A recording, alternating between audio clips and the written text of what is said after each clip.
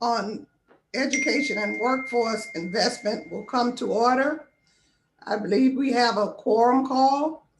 We have a member who is being waived on the committee. He's not a member of the committee, but after each of the members speak, he will be able to participate. I want to welcome everyone. I know that a quorum is present, so that's great. Everybody's on time and ready. The subcommittee is meeting today to hear testimony on the future of higher education post-COVID-19. And you will notice that some of the women are wearing white. This is a special day for us, this particular suffrage day. This is an entirely remote hearing. All microphones will be kept muted as a general rule to avoid unnecessary background noise. Members and witnesses will be responsible for unmuting themselves when they are recognized to speak or when they wish to speak recognition. I also ask that members please identify themselves before they speak. So call out your name before you speak. Members should keep their cameras on while in the proceeding. Members shall be considered present in the proceeding when they are visible on camera, and they shall be considered not present when they are not visible on camera. The only exception to this is if they are experiencing technical difficulty and inform committee staff of such difficulty. If any member experiences technical difficulties during the hearing, you should stay connected on the platform, make sure that you are muted, and use your phone to immediately call the committee's IT director, whose number was provided to you in advance.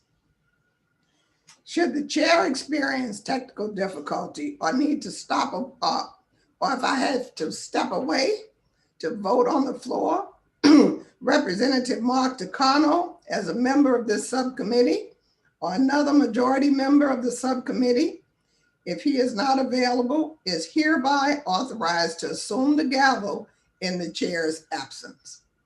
This is an entirely remote hearing, and as such, the committee's hearing room is officially closed. Members who choose to sit with their individual devices in the hearing room must wear headphones to avoid feedback, echoes, and distortion resulting from I'm real council delegate, and I'm so glad to hear. Sitting in the same room. Members are also expected to adhere to social distancing and safe health care guidelines, including the use of masks, hand sanitizers, and wiping down their areas before and after their presence in the hearing room. In order to ensure that the committee's 5-minute rule is adhered to, staff will be keeping track of time using the committee's field timer. The field timer will appear in its own thumbnail picture and will be named 001_timer. There will be no 1 minute remaining warning. The field timer will sound its audio alarm when time is up. Members and witnesses are asked to wrap up promptly when their time has expired. When a roll call is not necessary to establish a quorum in official proceedings conducted remotely or with remote participation, the committee has made it a practice whenever there is an official proceeding with remote participation for the clerk to call the roll and help make clear who is present at the start. Members should say their name before announcing they are present. This helps the clerk and also helps those watching the platform and the live stream who may experience a few seconds delay. At this time, I ask the clerk to call the roll. Ms. Wilson? Ms. Wilson is here. Mr. Takano? Present. Ms. Jayapal? Ms. Omar? Ms. Ledger Fernandez?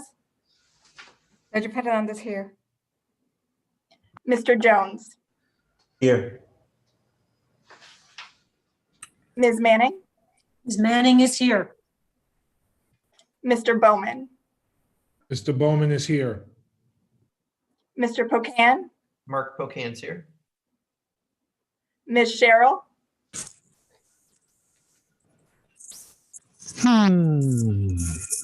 Mr. Espaillat,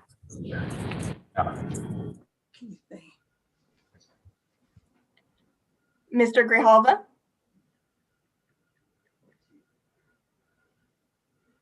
Mr. Courtney, Courtney's here. Ms. Bonamici, Suzanne Bonamici's present. Mr. Murphy, Murphy is present. Mr. Grossman, Ms. Stefanik, Mr. Banks,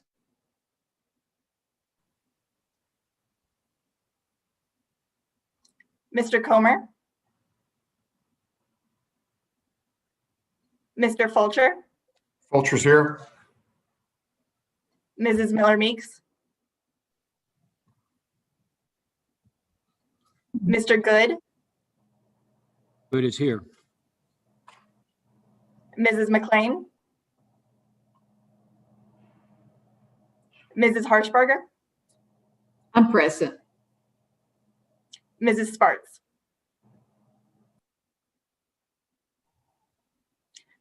Chairwoman Wilson, that concludes the roll call. Madam Chairman, Just wanted to add, I'm here, Mikey Sherrill. Thanks. Madam Chairman, this is Virginia Fox. I am present also, and I love your hat today. Thank you. Thank you so much. Pursuant to committee rules, 8C opening statements are limited to the chair and the ranking member. This allows us to hear from our witnesses sooner and provide members with adequate time to ask questions. I recognize myself now for the purpose of making an opening statement. But before I do that, I just have to say that I want to welcome especially Keith Thornton. Keith is one of your witnesses, and you will hear from him shortly, but he is a member of the 5,000 Role Models of Excellence project that I have been bragging about to all of you for years, especially to you, Representative Fox. Now, I didn't want my time to start until now. Today, we meet to examine the impact of the COVID-19 pandemic on higher education and what we can do to expand access to quality higher education. I want to start by reaffirming a well-established fact at the foundation of our work, that a college degree is the surest pathway to financial security and a rewarding career. That is why, as a Miami-Dade County School Board member, I led the creation of the 5,000 Role Models of Excellence project, an in-school mentoring and dropout prevention program that has helped prepare thousands of Black boys for higher education and adulthood. Unfortunately, the COVID-19 pandemic has created new barriers to post-secondary degrees. Campus closures and the abrupt transition to online platforms saved lives. But we know that remote instruction has also made it harder for students across the country to access and complete college. These consequences have not been felt evenly. As with every other facet of our society, Americans who entered the pandemic with fewer resources were disproportionately impacted by the disruption to in-person instruction.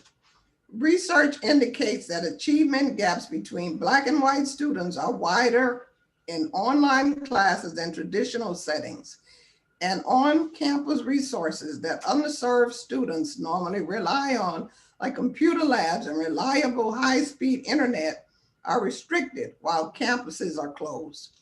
Now, fewer students, particularly fewer low-income students and students of color, are pursuing a higher education. Social, psychological, and economic hardships have also forced many students to drop out during the pandemic. And now we know students who discontinue their education are more likely to default on student loans and less likely to re-enroll, which lowers their chances of increased lifetime earnings. Institutions are also facing unprecedented state and local budget shortfalls, which have already caused drastic funding cuts and cost more than 300,000 higher education jobs. In addition, decreased enrollment and campus closures are eroding schools' revenue. For example, undergraduate enrollment at community colleges is down 10% compared to before the pandemic. Consider that when pandemic started, many institutions were still recovering from state budget cuts made during the Great Recession. To address these challenges, Congress secured urgent funding for higher education by passing 3 major relief packages: the Coronavirus Aid, Relief, and Economic Security Act, or CARES Act, the Coronavirus Response and Relief Supplemental Appropriations Act, and just last week, the American Rescue Plan. This combined investment of more than $75 billion has helped our higher education system avert an existential crisis.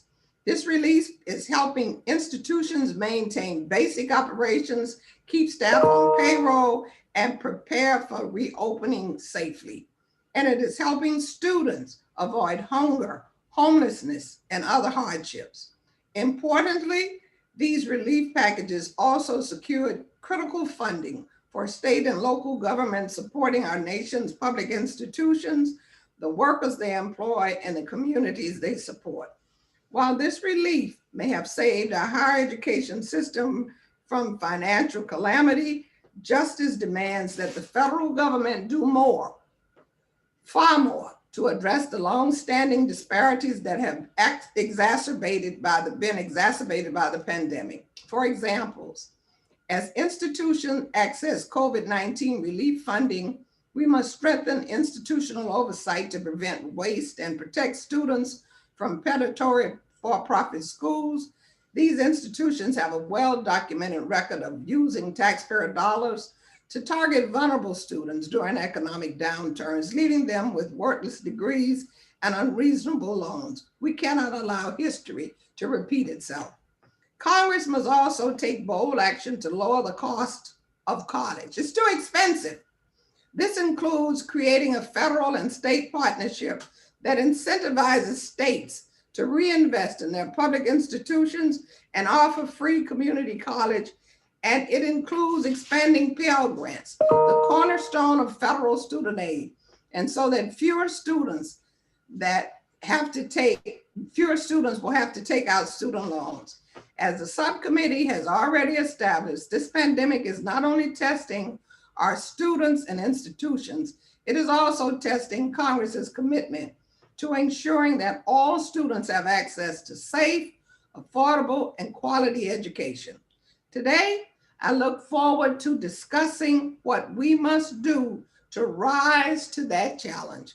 I want to thank our witnesses again for being with us, and I now yield to Ranking Member Mr. Murphy for his opening statement. Mr. Murphy, Representative Murphy. Thank you, Chairwoman Wilson. I appreciate the opportunity. I love your hat also, and I look forward to the opportunity working with you. I enjoyed our conversation the other day. I think we have so much common ground to work on. I could not agree with you more that individuals in minorities and rural communities have been disproportionately affected of this because of school closures. All the more reason to get our kids back in school. America's higher education system has been in desperate reform for years. The system's weaknesses were further exacerbated by this pandemic. There are many pathways to success besides the traditional baccalaureate degree, and institutions of post-secondary education need to realize that fact if they hope to have their students thrive in the coming decades. I could not also, Chairwoman, agree with you more about the affordability of colleges. They've gone unchecked without reducing costs for years, and I look forward to working with you on that topic specifically. Yet we're not here today to discuss whether higher education needs reforms, as I think everybody on this committee agrees so. According to one analysis, 4 in 10 baccalaureate degree recipients are underemployed in their first jobs after school, and roughly 60% of students, it takes at least 6 years to complete their degree program. Certainly, these numbers are not worth celebrating. Now is not the time to expand on policies that have failed us from government before.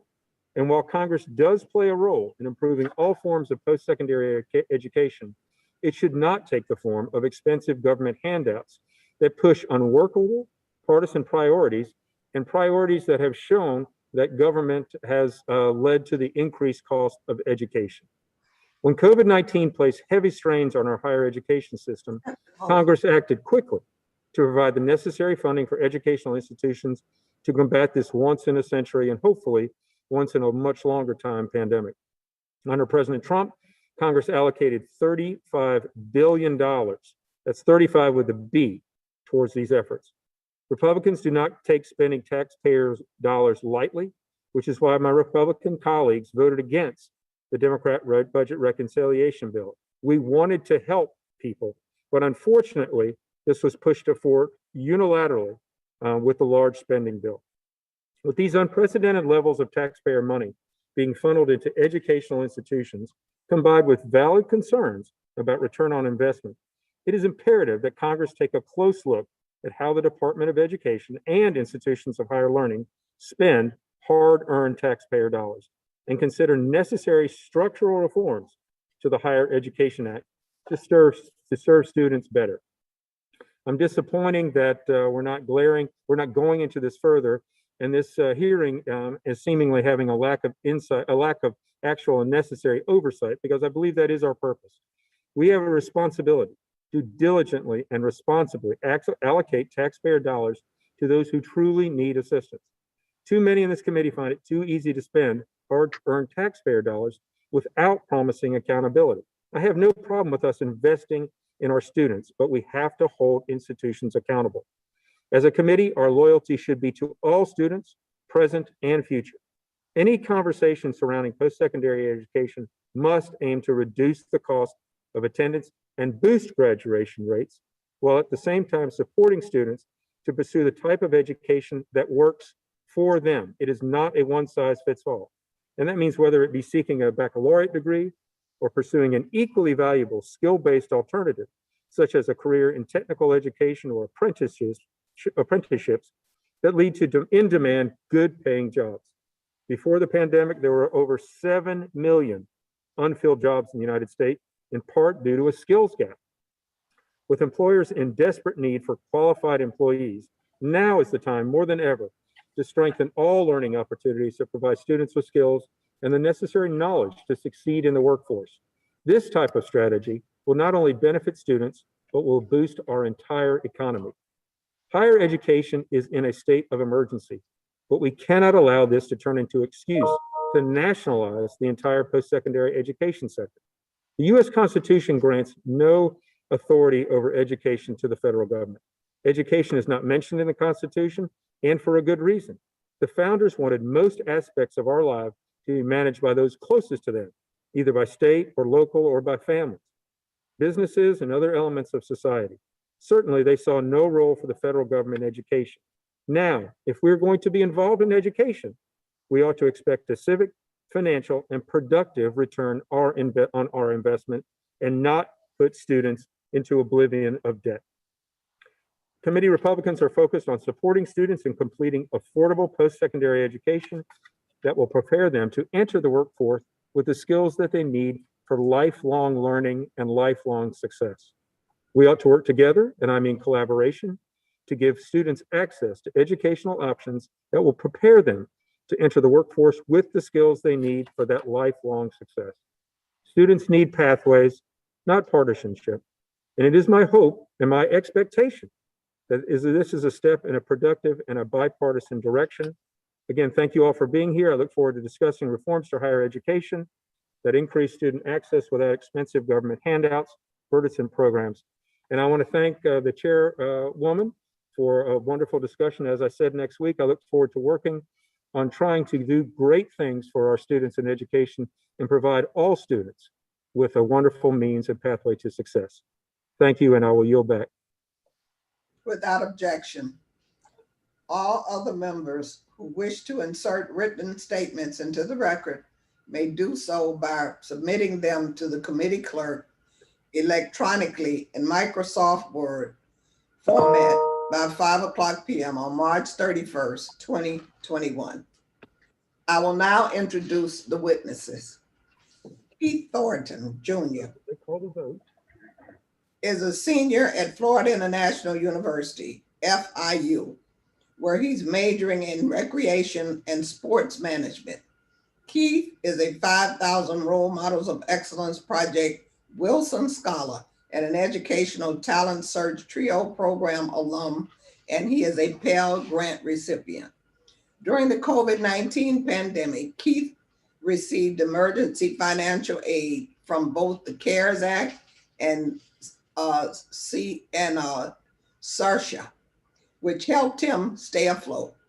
I'm pleased to recognize my colleague, Representative Mark Takano, to briefly introduce his constituent who is appearing before us as a witness today. Representative Mark Mr. Takano, do I Thank see you, Chair Wilson. It's my distinct honor to welcome Chancellor Eloy Ortiz Oakley, who is welcome Chancellor Eloy Ortiz Oakley to as a witness. Welcome. It's a pleasure to have you here today. The Chancellor was appointed for the California Community Colleges in 2016 and is best known throughout California and the nation for implementing innovative programs and policies that help students succeed in college. Prior to becoming Chancellor, Mr. Oakley was the Superintendent President of the Long Beach Community College District. After serving in the U.S. Army, Chancellor Oakley began his education at a community college, first enrolling at Golden West College and then transferring to the University of California, Irvine, where he received a Bachelor of Arts in Environmental Analysis and Design and Master of Business Administration. Welcome. Our next witness is Daniel Zibel. He is the Vice President, Chief Counsel, and co-founder of the National Student Legal Defense Network. Mr. Zibel is an expert on consumer protection in higher education and leads student defenses work to ensure that student loan borrowers can access the courts to assert their rights against predatory loan servicing practices. Prior to joining Student Defense, Dan served as the Deputy Assistant General Counsel for Post-Secondary Education at the Department of Education, where he served as the lead legal counsel to the enforcement unit at Federal Student Aid and on the Obama administration's interagency task force on for-profit education. Mr. Zibel has a Bachelor of Arts in Political Science from Harvard College and a law degree from the University of Michigan Law School. Welcome. Next, Ms. Lindsay Burke is the Director of the Center for Education Policy and Mark A. Collotrones Fellow in Education. Lindsay Burke oversees the Heritage Foundation's research and policy on issues pertaining to preschool, K-12, and higher education reform. She also serves as a fellow with EdChoice, the Legacy Foundation of Milton and Rose Friedman, is on the National Advisory Board of Learn for Life, a network of public charter schools, is on the board of the Educational Freedom Institute, and serves on the board of Choice Media. Burke holds a bachelor's degree in politics from Hollins University, a master's in teaching degree from the University of Virginia, and a PhD in education policy and George Mason University. These are my instructions to you as witnesses. We appreciate your participation today, and we look forward to your testimony. Let me remind you that we have read your written statements and they will appear in full in the hearing record. Pursuant to Committee Rule 8D in committee practice, each of you is asked to limit your oral presentation to a 5-minute summary of your written statement. I also remind you as witnesses that pursuant to Title 18 of the U.S. Code, Section 1001, it is illegal to knowingly and willfully falsify any statement, representation, writing, document, or material fact presented to Congress, or otherwise conceal or cover up a material fact. Before you begin your testimony, please remember to unmute your microphone. During your testimony, staff will be keeping track of time and a timer will sound when time is up. Please be attentive to the time. Wrap up when your time is over and remute your microphone. If any of you experience technical difficulties during your testimony or later in the hearing, you should stay connected on the platform, but make sure you are muted and use your phone to immediately call the IT director whose number was provided to you in advance. We will let all of the witnesses make their presentations before we move to member questions. When answering a question, please remember to unmute your microphone. I will first recognize my friend and son, Keith Thornton from Florida International University. Keith. Good afternoon, everyone. Again, my name is Keith Thornton Jr. and Chairwoman Wilson, Ranking Member Murphy, members of the subcommittee, thank you for allowing me to testify today.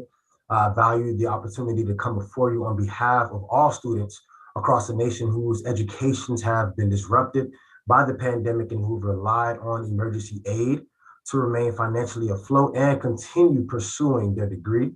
The fact that my experience during this challenging period is in many ways not unique is a testament to the severity of this crisis and the ongoing need for federal relief. I'm a senior at Florida International University studying recreation and sports management.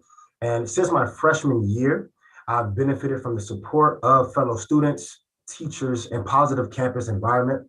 The support network has been critical to helping me remain focused and weather many of the challenges that have arisen in the past year. I am also a proud graduate of the South Florida TRIO program, which enabled me to form long-lasting relationships with instructors and students who have been a consistent source of motivation. My program instructor, Ms. Tiffany Talon, regularly checks in with me and checks in with my family, see if everything is going well with us. And there was a point in time where I was even contemplating whether or not college was for me. And in the end, I was able to go to my peers within the program and they were encouraging me to continue pushing through. And now I'm in a position where I'm getting ready to graduate. And Ms. Tiffany Talon and others provided the guidance and mentorship that I needed to not only continue my education, but to also enjoy it. In the past year, the supportive relationships have been more important than ever. When the pandemic hit, my education was disrupted. I had to suspend my internship and lost my job. I had been working for about 2 months before the start of the semester, which enabled me to move into an apartment and forego taking out additional loans with having to stay on campus. And losing that income was a heavy blow. So it was a great relief when a few weeks later, I received emergency funds from FIU that were made available through the CARES Act. And this aid helped me purchase school supplies and even keep up with bills, whether it's rent or anything concerning my car to have to travel. Without that financial support, I would have been forced to jeopardize my future by taking out more loans that I initially hadn't planned for. The second round of aid that I received through the Coronavirus Response and Relief Supplemental Appropriations Act has similarly provided a lifeline that gave me the opportunity to continue my studies without added financial stress. This has been critically important because even without having to worry about replacing the income I lost when my job ended, it has been challenging to remain focused on my studies. And although I haven't allowed myself to become discouraged or to give up, COVID-19 has had a huge effect on my ability to stay motivated. I struggle with the transition of virtual learning and not having the same support network around me. Without the presence of my peers and teachers, I felt more alone and forced to rely on my own strength. Still, it has been my relationships with mentors, counselors, and other students that have enabled me to remain on track. And with their continued support and thanks to the emergency financial aid I received, I look forward to graduating as soon as this summer. I would like to thank the members of this committee for thinking of students across the United States who, like me, suddenly had to take on unexpected costs when the pandemic hit, and for delivering meaningful relief. I would also urge you to continue to provide support for students who are most in need. We represent the future, and I, like many of my counterparts, want to use our degrees to make an impact. Although Florida tuition rates have remained flat for 8 years, many students will benefit from an effort to double the Pell, considering the significant financial burden that exists on us and our families. Receiving financial aid that removes some of this strain helps put students in a position to thrive. And as its name implies, FIU has an international focus.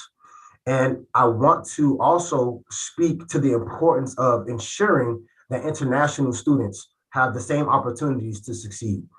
They're pursuing the same dreams and have, in many cases, been equally impacted by the pandemic. So I want to thank you for the opportunity to speak here today, and I look forward to answering any questions you may have. Thank you. Thank you so much, Keith. Thank you. We will now hear from Chancellor Eloy Ortiz Oakley. Chancellor. Well, good afternoon, everyone. Chair Wilson, Ranking Member Murphy, and members of the subcommittee, my name is Eloy Ortiz Oakley. I'm a proud community college transfer student. I'm pleased to serve as the Chancellor of the California Community Colleges.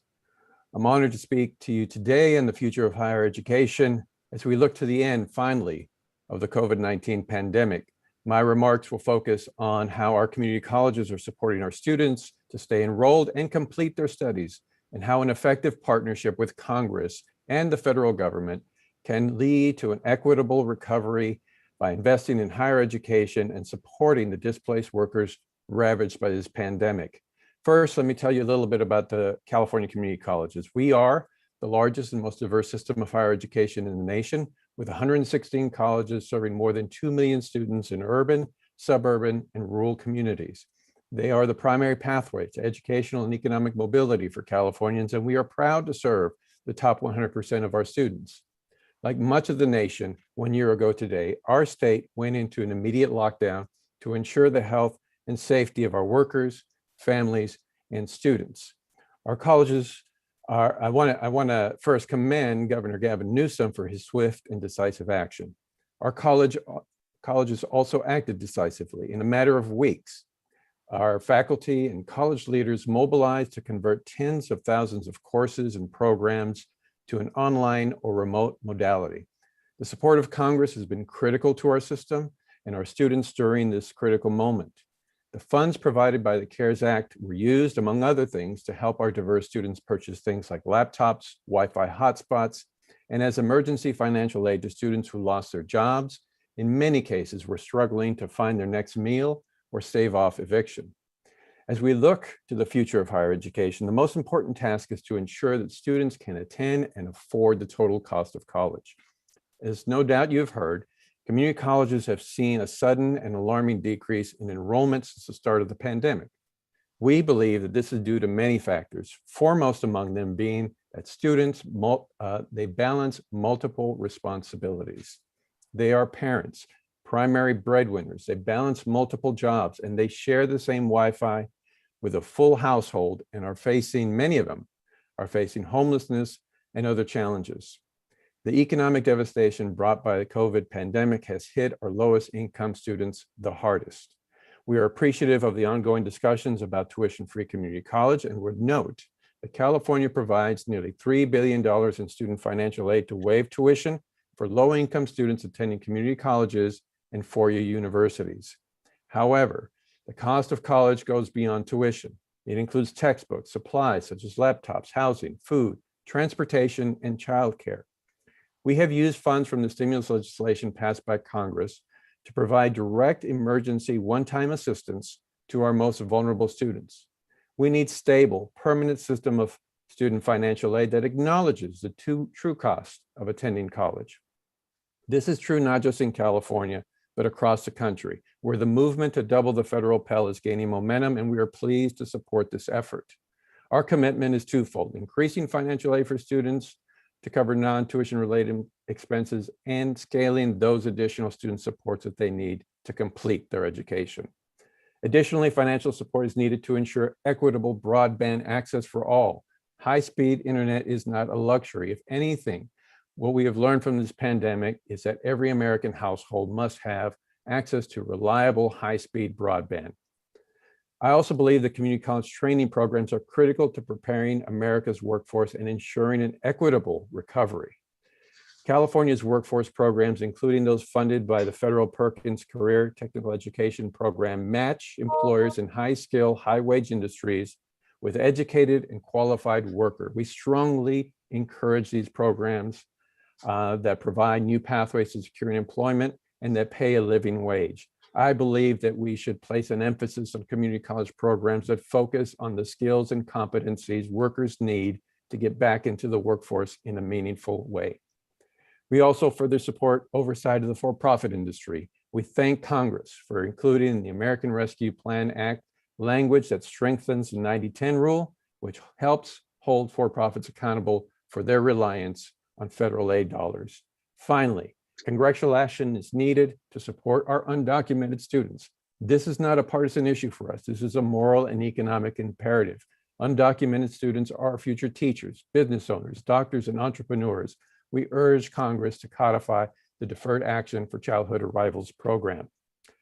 I will close by adding that with regard to equity in higher education, now is the time to double down on efforts to ensure that students have the supports they need to be successful, whether they're in California, Middle America, or the Atlantic Coast. I'm proud to represent a state that leads with equity at the center of everything we do, but we cannot do this alone.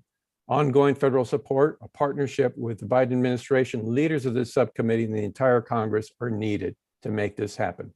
I thank you for the time. Honored to be here today, and I look forward to answering your questions.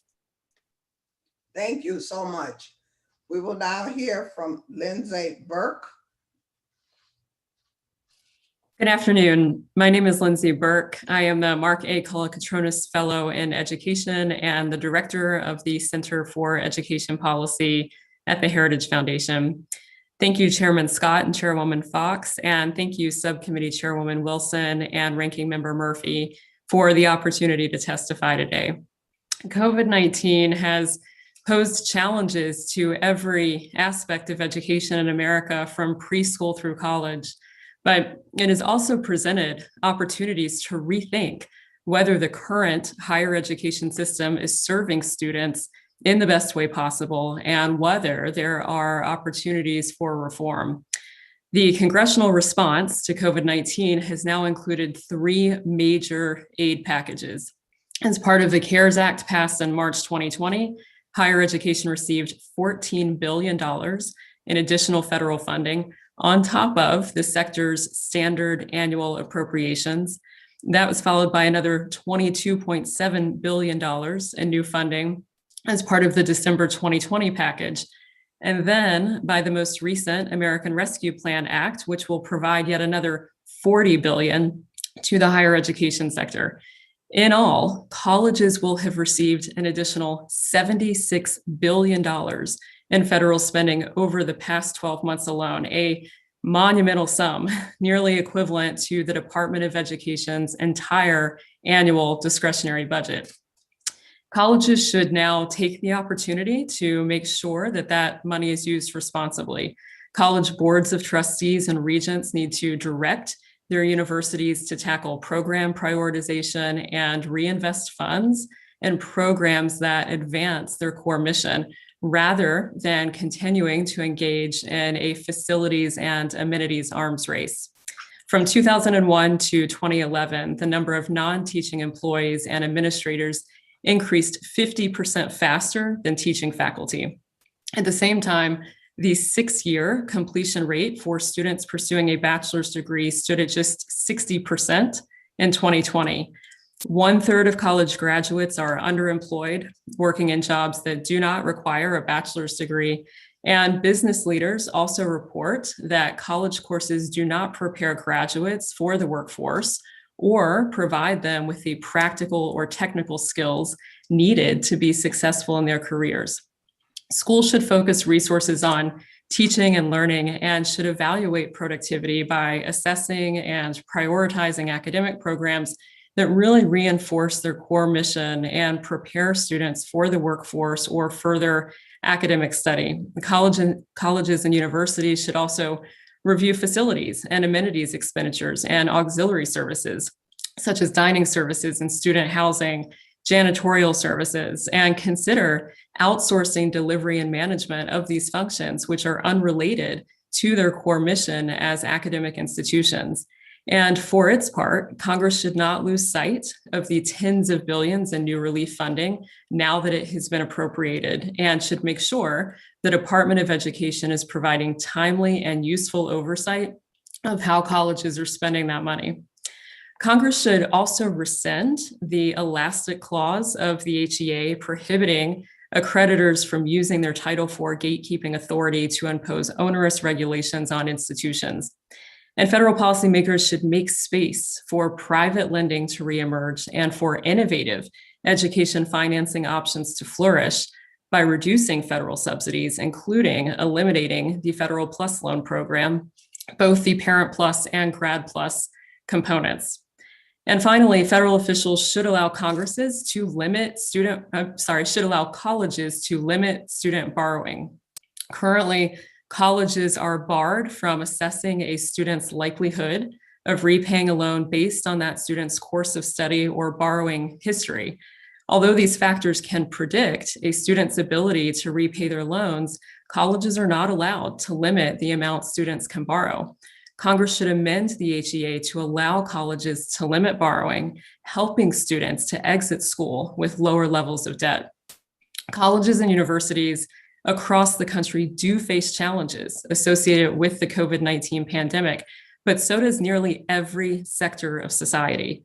Ever increasing federal spending and subsidies will not correct problems that have plagued the higher education sector for decades and which predated the coronavirus. Congress should take this opportunity to pursue reforms that will help colleges navigate the pandemic while also increasing their value proposition moving forward. Thank you. Thank you so much for your testimony. Finally, we will hear from Daniel Zibel. Welcome. Good afternoon, Madam Chair Wilson, Ranking Member Murphy, and members of the committee. I am the Vice President and Chief Counsel of Student Defense. We use litigation and advocacy to bring change for students on issues of consumer protection and higher education. I want to thank you for having me here today. As we all know, beyond the health effects and tragic losses of this past year, the coronavirus has fundamentally altered so many aspects of American lives. With respect to higher education, there have been enormous impacts on students, prospective students, families, student loan borrowers in repayment, recent graduates, or those who left school without a credential at all. COVID has exacerbated economic problems, including growing disparities in a system of higher education that has benefited so many, but has left so many others, particularly in communities of color, with long-lasting negative effects. We are seeing signs now of an enrollment resurgence at for-profit colleges. Although overall post-secondary enrollment declined in the fall of 2020, enrollment at for-profit colleges actually increased. This trend is similar to what happened around the Great Recession and is worrisome in light of the overwhelming evidence that students who attend for-profit colleges have worse outcomes writ large than their peers at public or nonprofit institutions. Thankfully, the U.S. Department of Education has ample tools to make sure that taxpayer-funded student loans and grants are not propping up predatory institutions while leaving students with mountains of debt and worthless degrees. This spring marks the 30th anniversary of a bipartisan report by the Senate Permanent Subcommittee on Investigations, which offered a scathing review of the department's oversight mechanisms and led to bipartisan legislation that gave the department many of the oversight tools it has today. So at a time when the needs of students and borrowers are so pressing, the department is not effectively using the tools that Congress provided to ensure that colleges are best serving students and taxpayers. For example, on the heels of the 1991 report, Congress sought to ensure that taxpayers were protected when colleges fail their students. Because taxpayers can be on the hook for hundreds of millions of dollars when an institution closes or defrauds its students, Congress authorized the department to recover financial losses, not only from institutions themselves, but also from the individuals who own or run those institutions, including board members and top executives. But 30 years later, the department has never brought an action under this authority. The department has largely failed to fine schools for consumer-facing wrongs or issue other sanctions on predatory institutions. And there are far too many examples of the department certifying a school for years of access to student aid funds, even when a school is facing a known risk of losing state authorization or accreditation, or is under investigation by state and federal law enforcement. Enforcement is not just about punishing misconduct. It's also about deterring future misconduct. But even in terms of routine compliance, the department's program review process and compliance audits are riddled with delays and inefficiencies. An inspector general's sample of 739 audits over an 11-year period found more than 75% to have been conducted in a failing or deficient manner. I've noted additional failures in my written testimony. This is not to say that federal student aid is always missing the mark, but given the enormous investment in student aid and the lifelong effects that failures can have on students and borrowers, the department must be doing a better job of oversight. I want to emphasize 3 additional high-level recommendations. First, FSA must embed student protections in all of its decisions. Decisions should be about what is best for students. FSA currently considers regulated entities to be its partners. It's long past time for students and borrowers to be the true partners of the department. Second, the department must collaborate to reduce racial disparities around student debt. FSA should work closely with the department's Office for Civil Rights and the Civil Rights Division at Justice, each of which has unique authorities and expertise. Third, FSA should create a public service office to oversee issues relating specifically to teachers, nurses, and so many others. There should be personnel dedicated to coordinating with the VA on the GI Bill and with the Department of Defense on post-secondary programs for military members and their families. And the department must improve the bipartisan public service loan forgiveness program for all public servants. At this time, the department can and must do better. Oversight is one piece of a larger puzzle to ensure the promise of higher education, and I look forward to your questions. Thank you. Thank you so much. Thank you to all of the witnesses. And again, welcome. Under Committee Rule 9A, we will now question the witnesses under the 5-minute rule. I will be recognizing our subcommittee members in seniority order. Again, to ensure that the members' 5-minute rule is adhered to, staff will be keeping track of time, and a timer will sound when time has expired. Please be attentive to the time. Wrap up when your time is over and remute your microphone. As chairwoman, I now recognize myself for 5 minutes. This question goes to Mr. Thornton. Have you had unexpected emergency expenses due to the pandemic? If so, how has receiving emergency funding, including from the CARES Act, helped you meet your basic needs and ensure you could continue in school?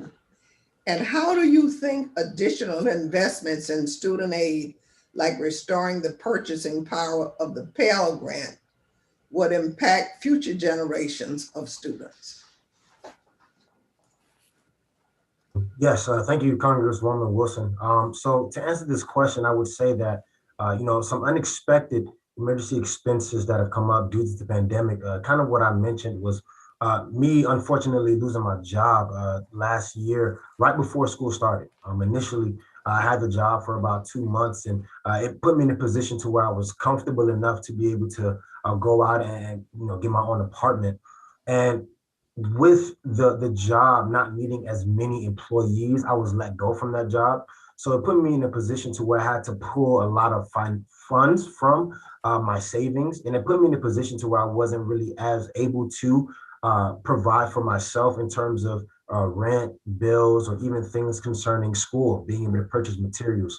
So as far as receiving the CARES Act, it literally came just in time, and I was able to use that to not only take care of myself as far as where I was staying, but even take care of myself as far as school is concerned, and purchase the necessary materials in order to stay afloat and gain the wisdom and knowledge that I needed in order to pass my courses. So that was about later last year sometime. And to answer your question as far as additional investments in student aid, I think it would be awesome. I think it definitely would help us as students a lot. Just given the current situation still with this pandemic, a lot of people are still losing their jobs. It's hard for people to even find jobs. And a lot of people, students my age, we work so that we can take care of ourselves as far as school is concerned. So when it comes to receiving additional funds and additional aid, it will help a lot. I think it would definitely have a huge impact on us being able to stay in school and also be able to provide for ourselves concerning school as well. Thank you so much. And with programs like the 5,000 Role Models of Excellence and the TRIO program alum, how has mentoring impacted your success? I would say it's greatly impacted my success even now. As I mentioned, with shout out to Miss Tiffany Talon, who has played a huge role in me being here at FIU. My first year here, she made it memorable, honestly. And for her to continue to remain in contact with me, checking with me, see how I'm doing with school, checking in on my GPA, making sure that I'm able to stay afloat, making sure that I'm applying to scholarships. She honestly helped me out so much. And for that, I'm extremely grateful. And even within the 5,000 Role Models of Excellence program, the TRIO program, outside of mentors, I was able to build lasting relationships with young men like myself who were a part of this program and who are still pursuing a degree. I know that Miss Congresswoman Wilson is familiar with a fine young man named Price Destinobles, who now is my roommate, who was a 5,000 Role Models alum.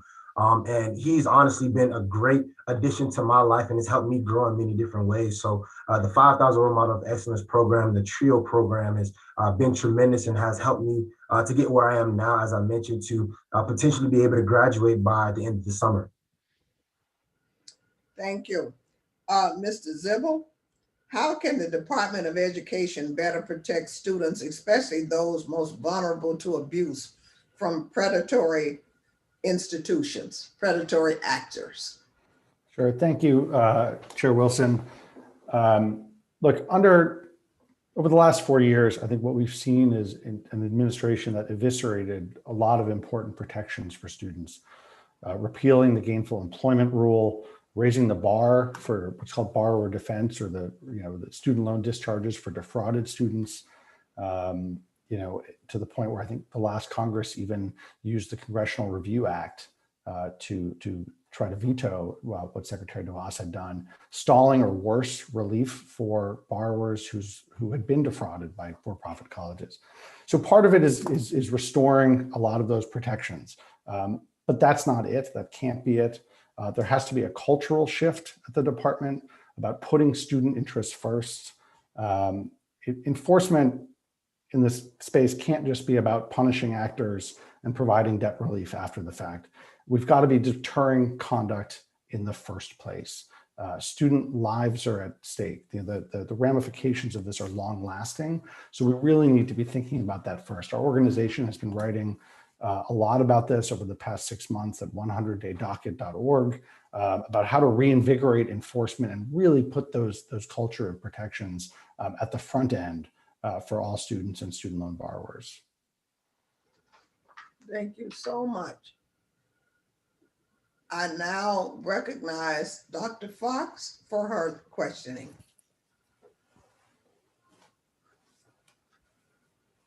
Thank you, Madam Chairman. I appreciate that. Dr. Burke, well, thanks to all of our witnesses today. Dr. Burke, thank you for your testimony. Congressional Democrats are passionate about oversight of one particular sector of post-secondary education, the for-profit sector. But congressional Republicans care about all students at all institutions. What are the current institutional accountability metrics in the Higher Ed Act, and how effective are they? Were these effective during the pandemic, or were they exposed as deficient? Well, thank you, Chairwoman Fox, for that question. The current accountability metrics in the Higher Education Act, I would say, are rather lacking if we just look at outcomes, and that applies to all sectors. I think that it is inaccurate to say that problems in higher education are solely a function of career and technical education programs. If we look at traditional four-year brick and mortar colleges, unfortunately, we see low graduation rates across the board. I mentioned that the 6-year graduation rate is 60% earlier. That's something that should concern us all. But I really think that we should compare apples to apples when we're thinking about accountability. If you look at certificate programs across the country, just 45% of students who pursue a certificate at a public college had earned it with 3 years. That figure actually rises to 70% for students who attend for-profit colleges. And then there are other metrics as well. Andrew Gillen, who researches in this area, found that there are 514 colleges, many of these are community colleges, at which the loan default rates of their students actually exceed their graduation rates. And he has called these red flag institutions. And so we need accountability across the board. I think one way to do that is to advertise the college scorecard a little bit more. There's a lot of data already on that college scorecard. There are data about almost everything that you could want to know about college outcomes.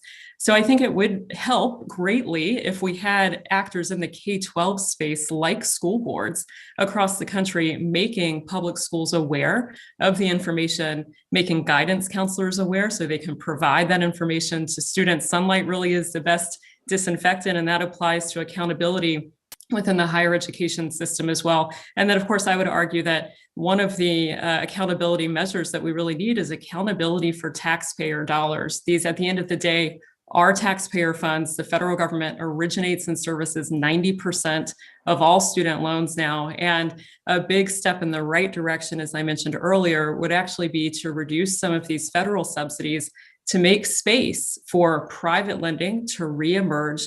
Private lenders are in a better position to judge a student's ability to repay those loans moving forward. I think that is the single best accountability measure that we could put into place.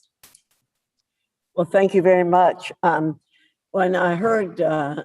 Zibel say that it is inappropriate to punish actors and we needed to put students first, I thought that he was talking about the Obama administration, actually. Do you have an idea on how we can align the incentives of institutions, employers, taxpayers, and students? I think you've mentioned about accountability, but how do we align the incentives so that it appears to be a win-win instead of a win-lose situation all the time? Yeah, that's a great question, Representative Fox. I think one of the best things to do is really a state level effort. And we're already seeing this in 32 states across the country Virginia, Tennessee, Indiana, many others, where they have policies in place that allocate their funds to public colleges based on measures that include course completion. So I think that's one good step in the right direction. And then again, at the end of the day, I think we can take a cue from the market. We can look at what industry is doing when it comes to really realigning incentives. There are many industry upskilling programs that are out there at the moment. You can look at companies, Amazon, FedEx, others that will actually prepay tuition for programs that are aligned with different career paths within their organization. And so I think that's a way to really responsibly align incentives. A lot of that, though, is going to happen at the state level and within the private sector. Great. Well, you gave me a good segue to talk about fostering a culture of lifelong learning, which we think is very important. But the current system's not designed for multiple access points and off-ramps. What HEA reforms can Congress make to create a system where short-term programs, stackable credentials, and lifelong learning is the new normal? Well, that's such a critical question as well. There are conversations right now around allowing existing Title IV funds to go to shorter term programs, to allow students to direct those dollars to options that currently aren't eligible under HEA rules because of those time limitations. I think that's a really good step in the right direction. That would enable a lot of individuals, people who want to switch careers, mid-career, to engage in earn and learn opportunities to take some of those Title IV funds to shorter term programs. So I think that's a step in the right direction. There are larger reforms that need to take place, like decoupling federal financing from accreditation to allow Title IV dollars to flow in a more piecemeal way. But at least in the near term, those short-term options are a good step in the right direction. Thank you. Thank you, Madam Chairman. I yield back. Thank you. Thank you. Mr. Takano of California.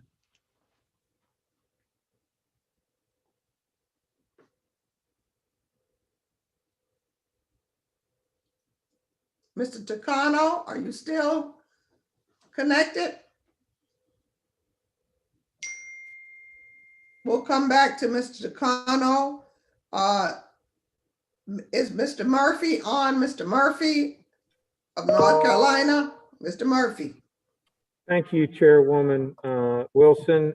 First of all, I want to acknowledge Keith Thornton, Mr. Thornton. Just congratulate you on the fine work that you've done. Wish you the best of success.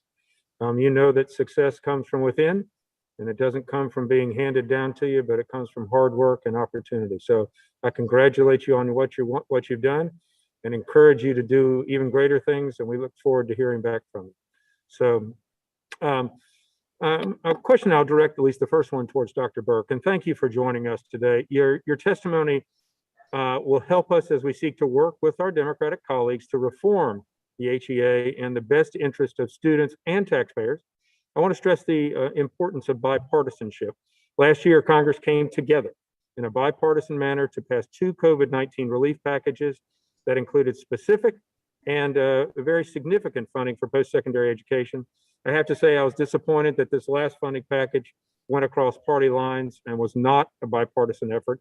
And that's disappointing, I think, not only for the country, but for Congress as a whole. We need to really work together. The American people are better served when we tackle problems shoulder to shoulder.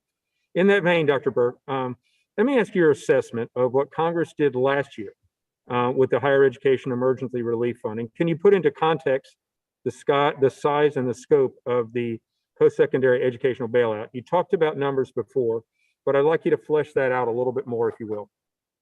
Sure. Well, thank you, Representative Murphy, for that question. I did talk about numbers before. I think it's important to reiterate some of those numbers. The CARES Act was $14 billion for higher ed. And then we saw the second package in December. That was another $21 billion in that supplemental proposal. And then again, colleges and universities will receive $40 billion as a result of this third package. So in all, we're talking about over $70 billion. As I said, this is more than the entire Department of Education's annual discretionary budget. So it really is a breathtaking sum. I did a back of the envelope calculation this morning. And if you consider the fact that there are 20 million, roughly, college students across the country, and we have now expended, as a result of these three packages, in additional federal spending, $76 billion. That's over $3,800 per college student just in this additional funds, these additional funds that have gone out the door. So it really is, like I said, I don't think there's a better word to describe it than a breathtaking sum of new federal spending. And of course, this is not free money. This is taxpayer money. It gets handed down to future generations. Right now, we have about $28 trillion standing as our national debt. That's $84,000 per person in the country, and this will certainly add to that. So it's a large amount of money that really needs some oversight. I barely recognize. I think we're good. Okay. All right. Well, thank you, Dr. Burke. Let me just say, I've been very concerned about administrative bloat. I wrote a couple papers on that. I was on a board of trustees of a liberal arts college, and I saw our administrative bloat compared to the 42 other sister colleges skyrocket. My fear is, as Mr. Zeibel would prefer, we add more committees, more vice presidents, more other bureaucracy. And as we've seen, the amount of educational dollars that actually go towards teaching students has paled in comparison to that of adding more administrative bloat. I fear that now that we've poured all this massive money, that colleges, instead of actually learning to contract their budgets and be responsible with them, will actually do just the opposite. We'll see more lazy rivers. We'll see more quiet oasis rooms. We'll veer from the mission of colleges to teach students before. And so, to your point, they're going to now be flush with money. And anybody flush with money is probably, in some ways, I fear, because of higher education, what they've done historically in the last 10, 15 years, they're going to spend it. And what does that do? And all of a sudden, 5, 10 years when that money runs out, all of a sudden that is going to be demanded upon students and giving them much, much, much higher access or much more risk for, again, being bankrupt when they have all these massive charges. I wish you could speak to that just a little bit about administrative bloat and what this money is, you think, in your prediction actually going to do to college costs in the future. Sure. Thank you for that question. Administrative bloat is a huge problem. We have seen significant numbers in staffing increases over the past decade. I mentioned earlier that from 2001 to 2011, the number of non-teaching employees and administrators increased 50% faster than teaching faculty in colleges across the country. If you just look at non-instructional staff at universities around the country, that now accounts for more than half of university payroll costs, the non-instructional staff. Just 40% of full-time employees at non-doctoral colleges are instructional staff. And that figure actually drops to 28% at doctoral granting institutions. So just 28% at those institutions are teaching faculty. This is something that higher education scholar Preston Cooper has looked into at length, and he has a new report he just put out that I would commend, where he recently found that since 2003, only 1/3 of the increase in colleges and universities' core expenditures has gone to spending on instruction. Just 1/3 of the increase goes to instruction. As he says, almost all of the rest has fed the growth of the vast administrative apparatus of these institutions. And so, as I mentioned in my opening statement, colleges really have needed a course correction for decades. And so I think too many, unfortunately, are now looking at these various stimulus bills as a way to pay for general fiscal maladministration over the past few decades. Dr. Burke, thank you. We're past our time. I appreciate it. Thank you, Madam Chairman. I'll yield back. Thank you, Mr. Murphy. Ms. Burke, you are consistently going over time. Please be mindful of the clock. It's there for you. You seem not to hear me when I'm telling you that you're over time, so you will have to keep up with the time. And when you see it, your time is up, please stop. We have a long hearing and a lot of people to ask questions. Thank you. Mr. Takano of California is our next speaker. Thank you, Madam Chair. My question is for Chancellor Oakley. Chancellor, could you comment briefly on how California deals with the balance between administrative costs and instructional costs. Absolutely. And it's a pleasure to be here again answering these questions. First of all, in California, each state is different, but in California, in the community colleges, we actually have a law. It's called the 50% law, which requires every community college to assign at least 50% of all revenues that come from the state to instruction, to the classroom. Now, because the nature of instruction has changed quite a bit over time, we have had to expand that view because there are a number of other efforts that go into supporting a student, including a lot of the student supports that help a student succeed. So that is the way we handle it. And I would also say that because our system is comprised of 73 districts, all have locally elected boards, as well as the state system, which has a board of governors, there is sunlight all over our system. So these questions are constantly addressed, they're constantly examined, and we're constantly being held accountable for where our dollars go. Thank you, Chancellor. This hearing is in relationship to the American Rescue Plan and how it relates to education. I know that in California, your sister institutions, the California State University system and the UC system, have suspended the use of standardized tests for the purposes of admission. Do you expect that it's not really an experiment, it was sort of forced by circumstances. Do you expect these sorts of things, these sorts of practices to potentially continue after the pandemic is over?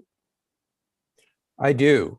In the California community colleges, we've eliminated the use of standardized placement exams. We have found through our own research, as well as research that's happened across the country, that the use of standardized exams for the purpose of placing students in courses has significantly undermined low-income students from all backgrounds. The same is true for standardized admissions exams. And I think the research is overwhelming now. I think places like the University of California have seen the impact that it has had on low-income students and communities of color. And I don't believe that we are going back to those practices in the future. Is it not true that this innovation, this experimentation of not using tests like the AccuPlacer to place students into college-level classes at the California community colleges, that was going on pre-pandemic, is what I understand. And can you tell us about what you've seen? Is your faculty happy with this? Have the outcomes been good? Have your transfer rates suffered because of the fact that you're placing students by using instruments other than standardized tests? So first of all, the use of what we call multiple measures placement, that is using multiple sources of information to gain information about a student, place them in the course that they deserve to be in, particularly in math and English, has been going on for several years in certain pilots across the system. A couple of years ago, this became law for the entire system.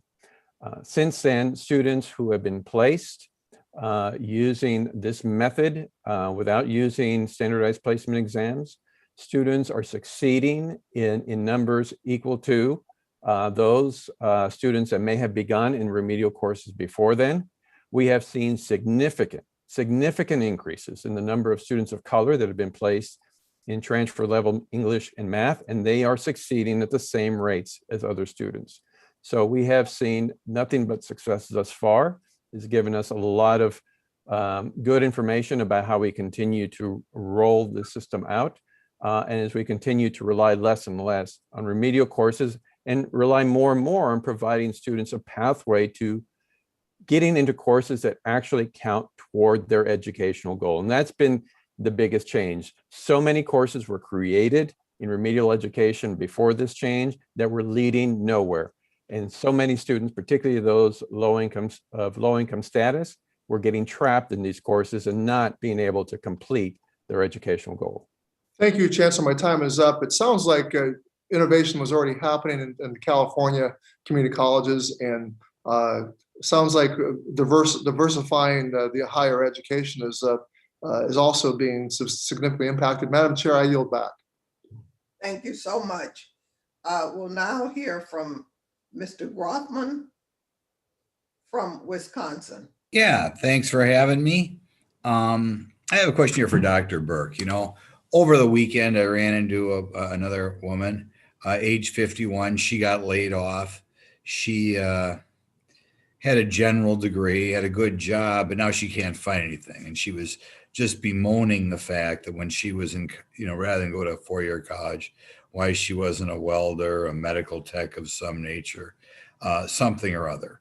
And I still hear back home well-paid guidance counselors advising everybody to go to college, when again and again, I find people not going to college wind up higher paid with less student debt and more job security. What can we do to straighten out these reasonably well-paid guidance counselors to give people a little bit better advice? Not to mention, when I deal on the other end of things, when I talk to our employers in construction, in medical field, and manufacturing. Well, right now, the only thing holding us back from building more housing in Wisconsin, we can't find anybody to do the work. What can we do to straighten out these guidance counselors there, Dr. Burke? Well, bring a lot of people's lives. Thank you, Representative Grothman. Completely agree with you that we need to be communicating to students that there are multiple pathways to climbing the ladder of upward economic mobility in America. And too often the only answer that we give them when asked what they should do is attend a traditional four-year college. And that has not served many students well who would be better situated in the future if they did something other than go through that four-year brick and mortar route. And, you know, to your point about construction workers and mechanics, electricians, waitresses, you know, all of these individuals end up bearing the cost of federal bailouts and ever increasing federal subsidies in the higher education sector. I think it's always important to bear in mind that still today, 2/3 of Americans do not hold bachelor's degrees. And it is that 2/3 of Americans who also have to pick up the cost for ever increasing federal spending. Okay, give you a general question. You know, again, I hear talking to my trade unions or tech schools of people, you know, going back, getting a skill maybe in their early 30s after they already got a college degree in their early 20s. Percentage-wise, Dr. Burke, I have no idea. What percentage of people going to a four-year college would be better off not going to one today? In your Well, dream? it's hard to say, and it depends on how Yes. you quantify better off. You know, even an individual who might not see a massive increase in earnings after having graduated might still say that the experience was worthwhile for them. People go to college for a lot of different reasons.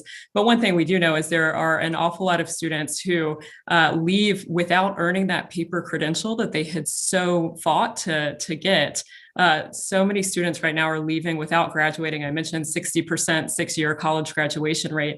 And really the worst position you can be in is having gone to 2 or 3 or 3.5 years of undergrad work, taken out those loans and not graduated with that paper credential. And unfortunately, we do see that in many cases. So I think for those individuals, you could make the case that another path would have been much more worthwhile, but it is hard to quantify. Well, okay, I know there's certain authors who take a stab at it, but I'm going to come back to the woman I talked to over the weekend. You know, I frequently make the pitch for young people to get a skill rather than college, and that you're going to graduate with less debt and frequently make more money immediately. But one thing I don't think is taken into account is if you do wind up with some middle-level management thing and you're laid off when you're 50 or 55, in our society, frequently you're almost unemployable. Whereas if you have a skill, you can keep working till you're 60 or 70 or 80 if you want to. Could you comment on the benefit of having a skill, a specific skill set, be it manufacturing, be it med tech, whatever, as opposed to a general degree on people who get laid off when they're over 40? Sure. Well, what we do know, and I can't give you specific numbers on the skill-based side, but what we do know is that there are a large proportion of students who are leaving undergraduate work and entering jobs that do not require a college degree. And so this high level of what we refer to as underemployment is a real problem, and I think does suggest that many of those students would have been better served pursuing options that are skills-based in nature. Well, thank you, Dr. Burke. I appreciate what you're saying, and I hope you continue to educate young people around the country to get a second opinion from their guidance counselors who are frequently well paid and giving bad advice for their pay. Thank you. Thank you. Thank you so much. Ms. Jalia Paul from Washington, I see you driving. Welcome. Thank you, Madam Chair. I am not driving, I promise you, but I am in a car because I didn't want to miss this very important hearing. It is clear that the pandemic has had a negative impact on college enrollment for all students, particularly low income, first generation, and certainly freshmen of color, who we've seen a nearly 30% decline in community college enrollment across the country. And since a degree, a higher education degree, whether it's skills training or a four-year college, remains a strong pathway to the middle class, our economic recovery may be largely dependent on affordable access to post-secondary education. And that's why I'm excited for the Seattle Promise program in my district and proposals like my College for All Act, which President Biden has embraced, to make both four-year and two-year public higher education free for families earning up to $125,000. Mr. Thornton, it's very clear from your testimony that federal programs like TRIO have been meaningful to you personally and in your student career.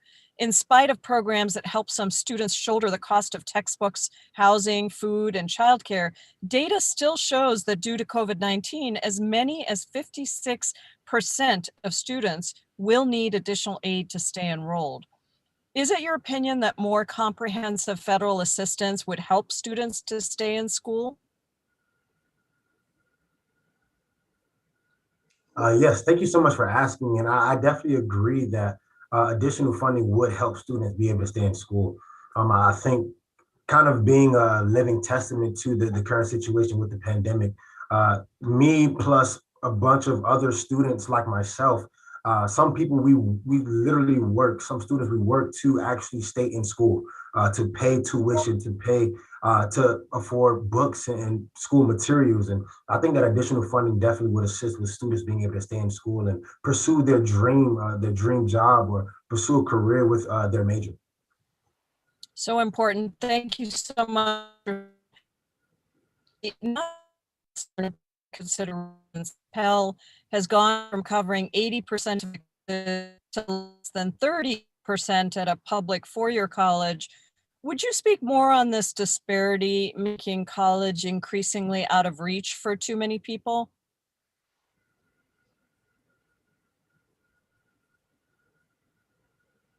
Congresswoman Oakley, did I lose you? I think the beginning of your question was not heard, Congresswoman Jayapal. Oh, okay. Thank you. This is a question for Chancellor Oakley. Non-tuition costs are an important consideration since Pell has gone from covering 80% of expenses to less than 30% at a public four-year college. Would you speak more on this disparity making college increasingly out of reach for too many people? Absolutely, and thank you for that question, Representative Jayapal. This is particularly an acute situation in states like California, high cost of living states, high cost of living communities. Our students, particularly those who attend California community colleges and those who attend broad access public institutions, come from some of the lowest income communities in California and throughout the country. So the cost of attending college is the most significant cost. States like California, for example, the California Community Colleges has the lowest tuition in the country. In addition, more than half of our students don't pay tuition because of the California College Promise.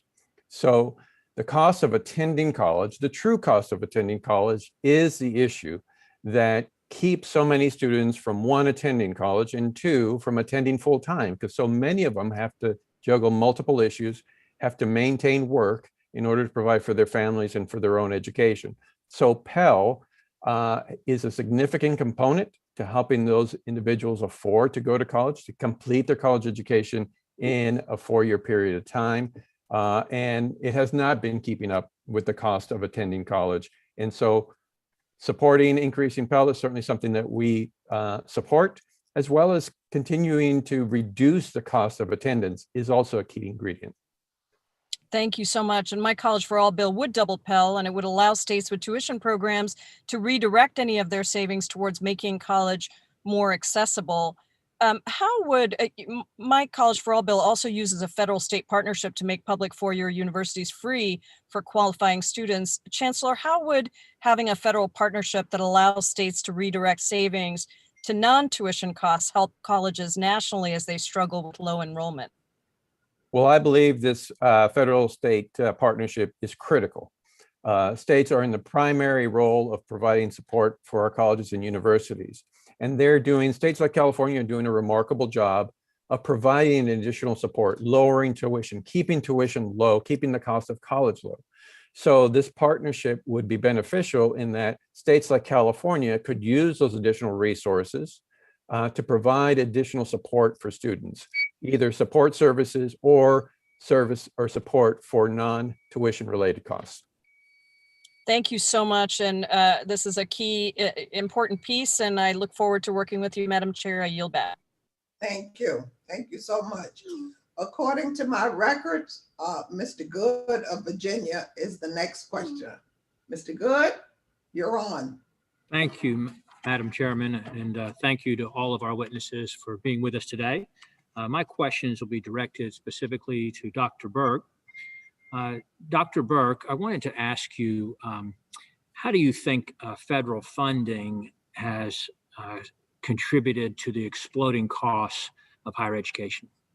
Well, thank you for that question, Representative Good. It has clearly contributed. If you look at the inflation-adjusted tuition rates since the 1970s, those have quintupled at both public and private colleges across the country. And then you compare that number to federal subsidies, and those subsidies over the same time period have really increased dramatically, with spending on student loans rising 328% over the last 30 years, from about $20 billion in 1990 to about $87.5 billion in the most recent year of data available. So I would also say that this question of disinvestment in state spending is, I think, also a little bit off the mark, because if you look at appropriations for public colleges and universities at the state level, those have increased $1,700 per pupil in real terms since 1980. So it is safe to say, I would agree with economist Richard Vedder at the University of Ohio, that dumping federal subsidies out of helicopters, as he once put it, has only enabled universities to increase their their spending profligately, and really pass that on to students.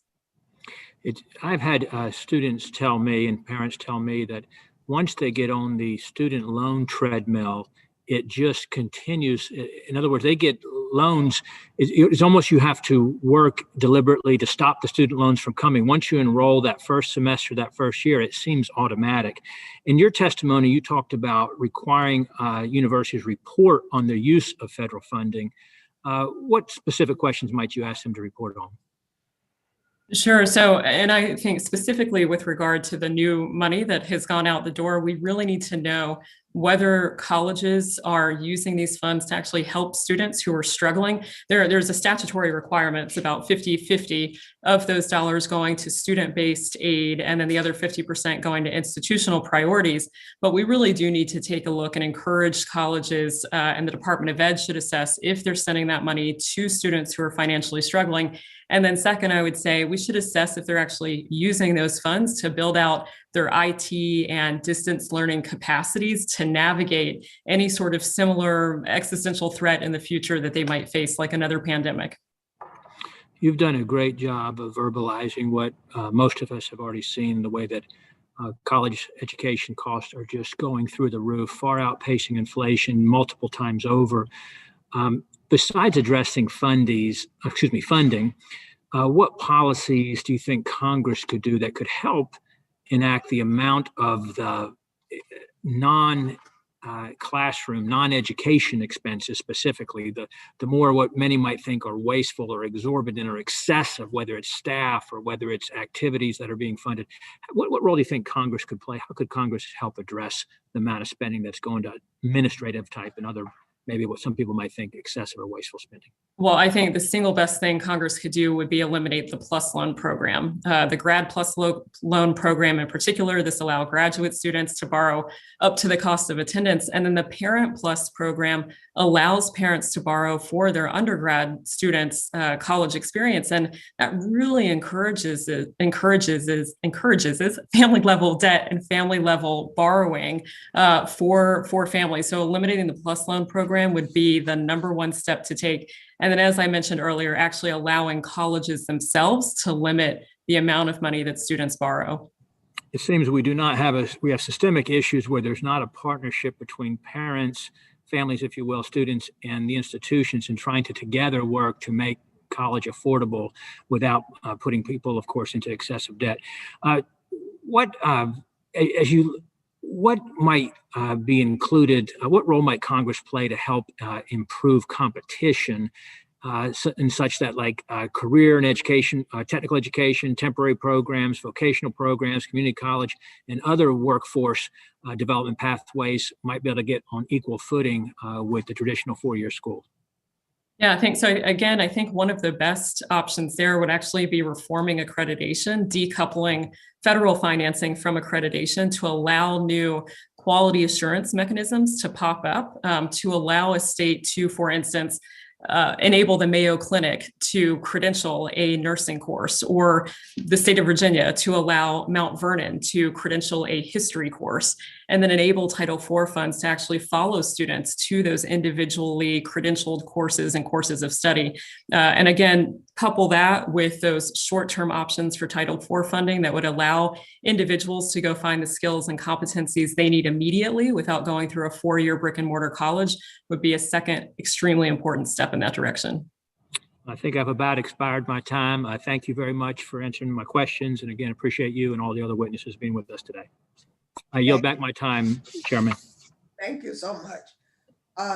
Ms. Ledger Fernandez of New Mexico, welcome. Hello, thank you so much, Chair Wilson, and thank you to the witnesses for joining us today. Mr. Dribble, we've heard misrepresentations about your testimony. Would you like to respond quickly? Thank you, Congresswoman. You know, I think there were two comments. One from Ranking Member Fox. And I guess to put it bluntly, I don't think I said anything about punishment not being important. I think it is an important aspect of deterring misconduct. And when there is an institution of higher education, and we've seen this for decades, and I really would encourage the members to go back and look at the bipartisan report that Senator Sam Nunn and his committee drafted back in the early 90s. And it really is deja vu all over again for some of what we've been seeing. And you know, this is about protecting students at the front end. This is about making sure that students aren't saddled with debt that they will never repay because of worthless degrees. This is about making sure that individuals are getting the economic opportunity through education to better their lives, and to ensure that the taxpayer investment in this through grants and loans is being well spent. So, you know, it's not about partisan politics. I think if you look back at the history of this, Secretary Bennett, the education secretary under President Reagan, was a fierce critic of the for-profit education industry, and for good reason at that time. And you know, history has a tendency to repeat itself, and you know, that's what the Department of Education needs to be doing, is really making sure that that does not happen again. It does not happen to saddle yet another generation of students with these mountains of debts that will never be repaid. Thank you for that clarification, and also for making sure that we all focus. Our focus should be indeed on the students. And in thinking about the focus on the students, I am, like the chair and others who've testified today, I'm concerned about the non-tuition costs of college. and that the pandemic has simply worsened food insecurity, and that's something which the Rescue Act can address with the emergency funding. Ms. Chairwoman, I ask unanimous consent to enter into an article from the Santa Fe Reporter entitled New Mexico College Students Face Food Insecurity. So ordered. I'm also concerned about declines in student enrollment. And students of color in particular, right, have seen steep enrollment declines during the pandemic. In New Mexico, as an example, we've seen about a 10% decline from fall 2019 to fall 2020. We are also in New Mexico facing the need to diversify our energy sector and move to a green economy. And we'll really need those partnerships with our higher education schools to lead in training for this just renewable, innovative economy, I like to say. In New Mexico and Santa Fe Community College, we just partnered with our national labs and the renewable energy sector, connecting schools and employers. Chancellor Ortiz Oakley, what do you believe are the best practices to recover student enrollment, and especially addressing those programs which could develop the workforce for new economies like the green economy? Thank you for that question, Congresswoman.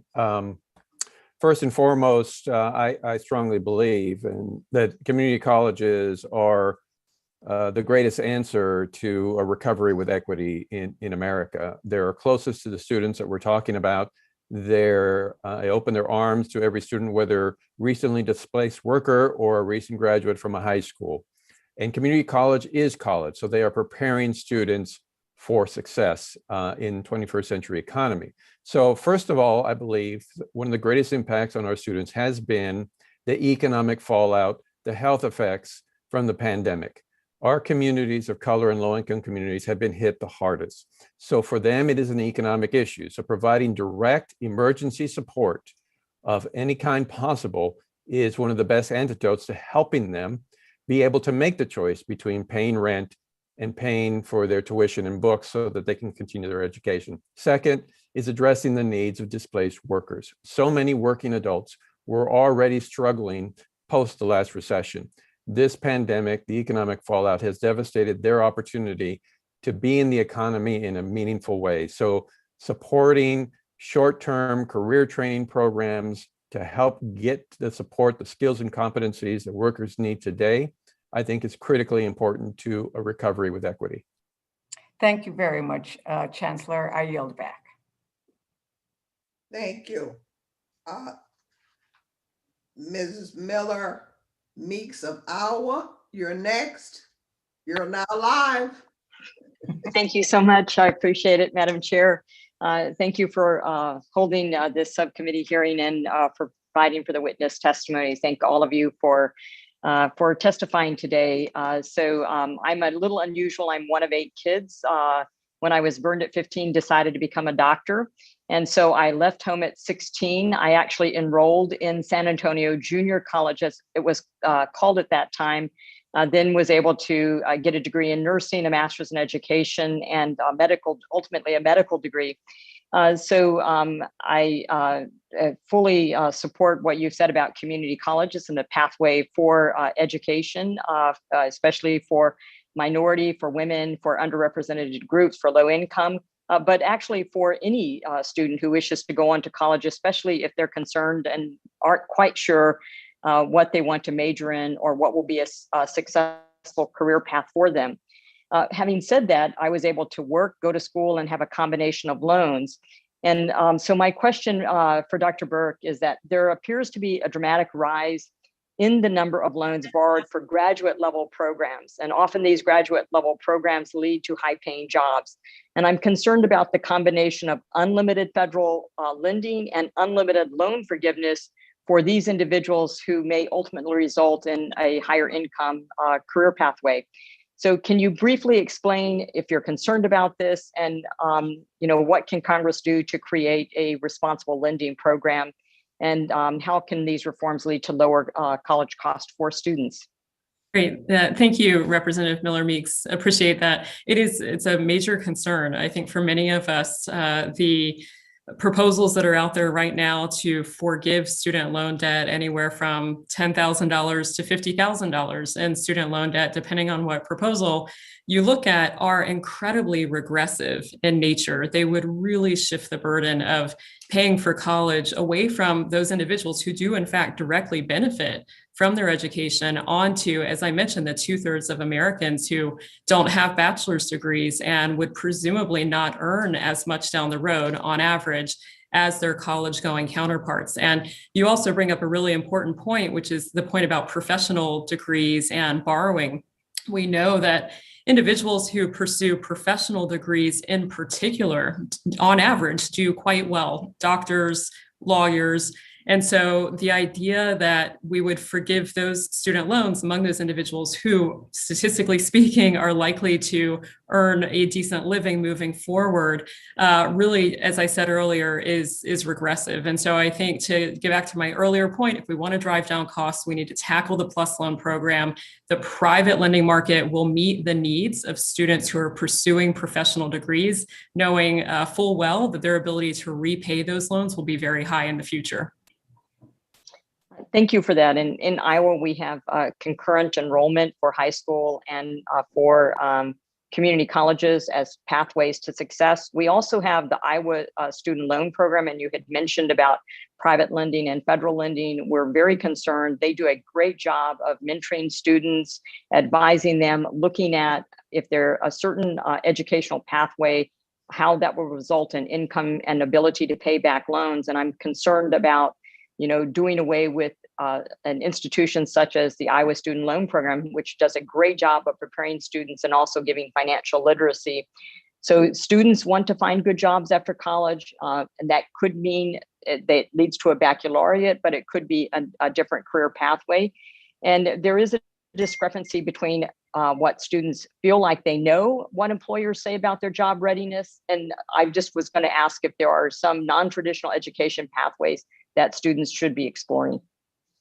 Dr. Burke. Thank you. There certainly are. There are a lot of really innovative non-traditional pathways that are out there. And I think interest is growing in these pathways because we know that employers, as I mentioned earlier, are reporting that students who attend the traditional four-year route aren't often prepared. There was a survey that came out in 2018 from the National Association of Colleges and Employers that found that although almost 80% of students believe they're proficient in oral and written communication, just 42% of employers agreed. And then that survey was followed up by a subsequent survey from the Association of American Colleges and Universities that found that similarly, while 62% of students felt they were competent in these skills, just 28% of employers agreed. So this gap in skills, as was alluded to earlier, does have negative economic impacts. It's left more than 6 million jobs empty across the country. So I think all of that calls into question the value add for a lot of institutions. Thank you, Madam Chair. I yield back my time. Thank you. Thank you. And now our good friend, Mr. Jones of New York. Welcome to the committee. Welcome. Thank you so much for your leadership, Madam Chair. And thank you to all of the witnesses for appearing before us today. On behalf of the American people, I want to thank Chancellor Oakley for your innovative work to address the challenges faced by community college students during the pandemic. Mr. Zibble, for your work to hold the bad actors in our higher education system accountable. And of course, Mr. Thornton, for sharing your important firsthand experiences as a student during these hard times. While the ongoing pandemic has put a strain on colleges and universities, we can all agree that the core problems in US higher education predate the COVID-19 pandemic. Wages had been stagnant for literally decades when you adjust for inflation, even as the cost of a four-year college education has soared. The average debt of someone graduating from a four-year college or university today is 4 times higher than it was in the early 90s. And this burden is not shared equally. Women, people of color, and members of the LGBTQ community hold a disproportionate amount of student debt and find themselves less likely to graduate with a four-year degree. In my district, in Westchester and Rockland counties in New York, where the cost of living is sky high, thousands of young people must live at home with their parents, in part due to the student debt that they shoulder. This delays or outright forecloses their home ownership. which we know to be the single greatest generator of wealth in America. So I look forward to working with my colleagues to address these issues and want to thank them for their work to make college accessible, affordable, and equitable for all. Before turning to my questions, I do want to set the record straight on the idea that increases in financial aid somehow lead to increases in tuition. That is simply not true. First of all, no study on the so-called Bennett hypothesis has been able to find convincing evidence that this hypothesis is real, at least at public institutions. However, a rigorous study found that for-profit institutions eligible for federal student aid charged 78% more than comparable programs at ineligible for-profit institutions. This strongly suggests that we need better oversight of the for-profit sector, not that we should stop providing students with federal aid to enroll in college. Mr. Zibel, I'd like to begin with you. As you stated in an interview last year, there are many problems for the government to address in this country right now, and the Department of Education doesn't have to wait for Congress to act when it comes to providing student debt relief. I've been a leader on this issue in the Congress. Indeed, Congress has already given the Department of Education clear statutory authority to forgive federally owned student debt under the Higher Education Act. So, Mr. Zibel, would you agree that under existing law, yes or no, the president or his education secretary has the ability to forgive federally owned student loan debt with the stroke of a pen? So thank you, Congressman, for your question, and I appreciate your earlier commentary leading up to it. This is an important topic and something I understand that the White House and the department are taking a very, very close look at. Quite frankly, it is not something I have ever taken the kind of legal dive that I think needs to be taken. And I really want to defer to the experts who have taken the dive on that one before commenting in front of Congress today. But I think what's immediately clear is that there are buckets of student loan borrowers for whom that immediate 100% loan relief is doable right now. These are the 400,000 borrowers who the government has already determined are eligible for total and permanent disability discharges. These are the borrowers who the department has already found were victimized by predatory for-profit colleges. These are borrowers who were attending schools that closed. And the government needs to be taking those steps right now, today, to discharge 100% of those loans. Yes, Mr. Zibel, I appreciate that, reclaiming my time. And actually, I agree with you, and I would like to enter, in fact, into the record a paper you co-authored in October 2020 on this very issue of for-profit colleges personally causing financial losses to students and taxpayers because of their misconduct. Madam Chair, I'd like to enter that into the record. So ordered. And I would just to put a finer point on this, I understand that you don't consider yourself an expert on this subject, but Mr. Zibel, you'll at least agree that the Department of Education has already used its statutory authority to pause the collection of student debt and indeed the accrual of interest, which is obviously a form of student debt cancellation. Yes or no? Yeah, I mean, quite obviously. Thank you, sir. Reclaiming my time. Thank you so much.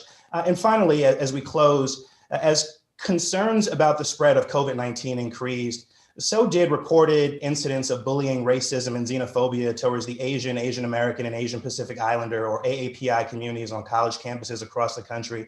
Consequently, individuals from these communities report being afraid to engage in basic day-to-day tasks like going to the grocery store or walking alone in their neighborhoods. Chancellor Oakley, what can colleges and universities do to ensure that AAPI students feel safe and valued in their classes and on campuses?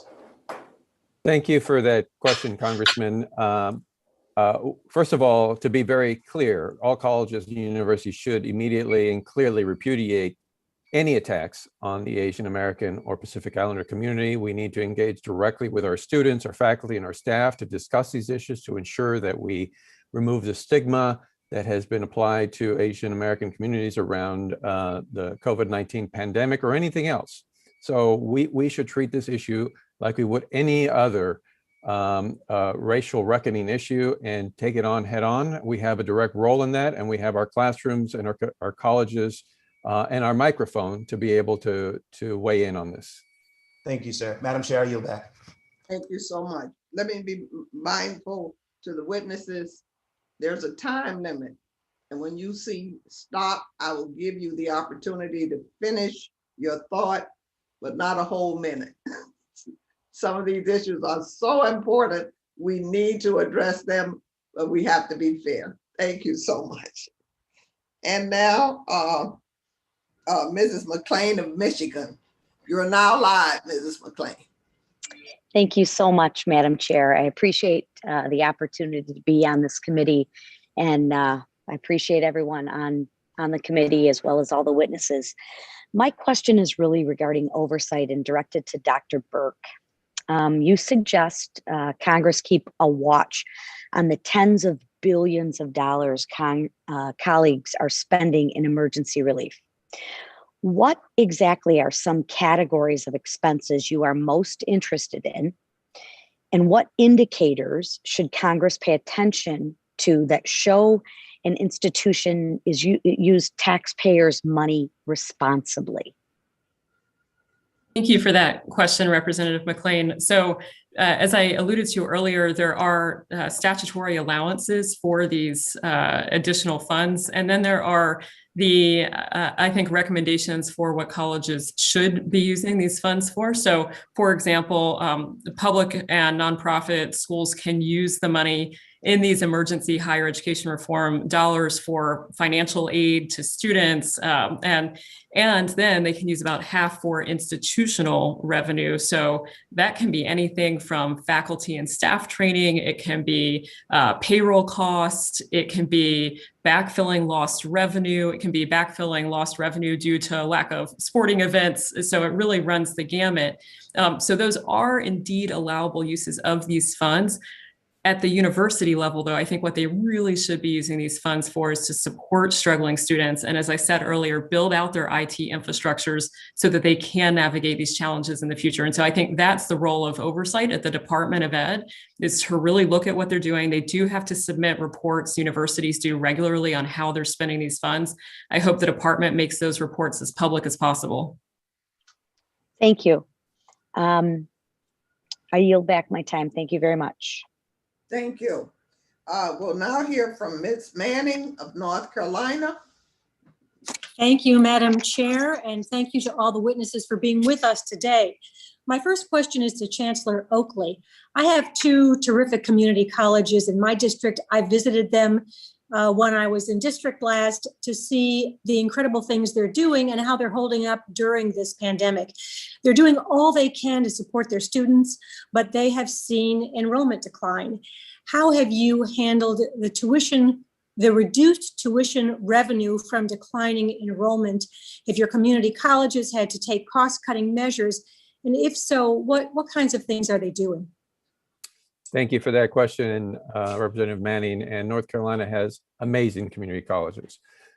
First of all, the pandemic has had a direct impact on the revenue and expenses that community colleges have had to incur. One, as you mentioned, there has been a decline in enrollment. This means a decline in student fees, tuition, other revenue that colleges collect, as well as the increased cost to going remote or online almost overnight, providing the training and support to faculty and the direct support to students. So what we've done is work first and foremost with our state, the legislature, and the governor to make sure that they are aware of those costs and make sure they're aware of those revenue declines. Fortunately, Governor Newsom and the legislature have provided direct support for our colleges and universities. And we've also been working with Congress. We're very appreciative of the aid that you've provided us.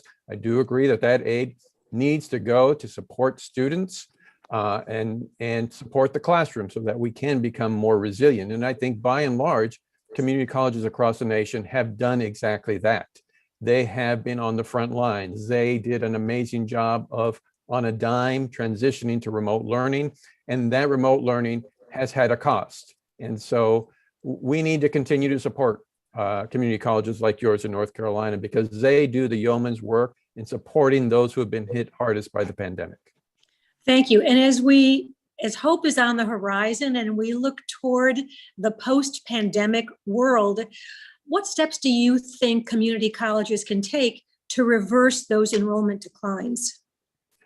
Well, I think given the resources that have been made available, community colleges need to be reaching out directly to their communities, directly to their students, trying to understand what their needs are, ensuring that emergency aid goes directly to them, and working with employers and community members to provide them the jobs that they need, the hours that they need in order to make ends meet so that they can continue their education. So I think that is the beauty of community colleges. They are in communities, they work with community members, mayors, employers. That has to be done on steroids in order for us to reach those students. Thank you.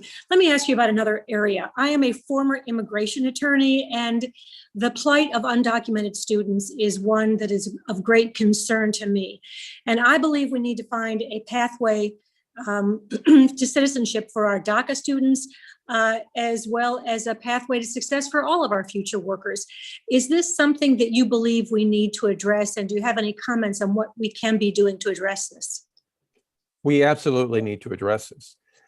California Community Colleges has over 70,000 DACA students, the largest of any state in the country. These are individuals that serve their communities. They work in their communities. They do everything possible to support their communities. So we need to provide them the support that they need to come out of the shadows, get the education that they need, and contribute meaningfully to the economy and to support their families. So absolutely, we would implore Congress to codify the DACA program and to provide a pathway to citizenship. Thank you so much, sir. I'm going to turn to Mr. Zibel. I recently received an email from a constituent who was very concerned because her nonprofit college is being merged with an out-of-state institution that was formerly a for-profit institution, but is becoming nonprofit. And in tracking colleges that convert from for-profit to nonprofit status, the Century Foundation found that 3 nonprofit schools with the most fraudulent complaints were those that had converted to nonprofit status, but had not truly shifted their governance or power structures away from owners who had a financial interest. What are for-profit colleges, or why rather are for-profit colleges increasingly converting to nonprofit status? And what role should the education department play in ensuring that if they say they're nonprofit, they actually are? So I see that my time is just about up, but if I may be permitted to answer at least briefly, I can try and do that. I think the reality is that the department needs to be scrutinizing transactions very, very carefully to make sure that what is a bona fide nonprofit is actually a bona fide nonprofit, and that a for-profit is not acting as a nonprofit. Thank you. And I think GAO, I would just encourage GAO put out a report about a month and a half ago or so on this issue. Actually said the department was doing a better job of reviewing these and scrutinizing these. But really, this isn't a one-stop look at a school. It's got to be a long-term, constant review to make sure that the people who were profiting before aren't still profiting after the transaction. Thank you so much. And I yield back. Thank you so much. Thank you. I know it's hard remotely. Next, we'll hear from Mr. Comer of Kentucky. Thank you, Madam Chair. And I'm going to wear both my committee hats with these questions, my education committee as well as the oversight committee. Over the last few years, Congress has appropriated record levels of funding to universities, and many universities are using it well. For instance, universities in my district have really focused on trying to provide educational opportunities that are focused on the workforce and what the regional employers want and need, and offer the best paying jobs with that. Campbellsville University is a great example. They've adapted the certification process. Then I have some community colleges, Henderson Community College, Madisonville Community Colleges, working on some really innovative workforce development type programs that are in need. So the funds that have been invested in those programs obviously have been well spent. However, there are valid concerns that in many other instances, many of the universities didn't serve the students with the best possible outcomes and in their best interest of both the taxpayers and the students.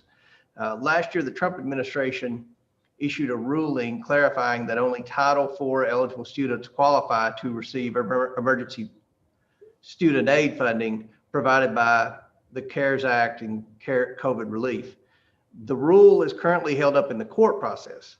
My question is for Dr. Burke. Do you think the rule was consistent with other practices related to federal student aid? I'll stop there. Thank you, Representative Comer. I do think it is consistent. These funds are open just to students who are Title IV eligible. That's consistent not only with Title IV broadly, but it's also consistent with other prior practices. If you look at the 1996 Welfare Reform Act, for example, that limited public assistance programs to most legal immigrants for 5 years or until they attain citizenship. So there's precedent there as well, not only in the existing Title IV program, but also in the 96 Act. Dr. Burke, what's the most responsible way institutions can direct these emergency student aid dollars? Yeah. Right. So it's a great question. They really should target it towards students who are in the most need of that spending. And many of these dollars are flowing to universities based on the proportion of students who are who are Pell eligible.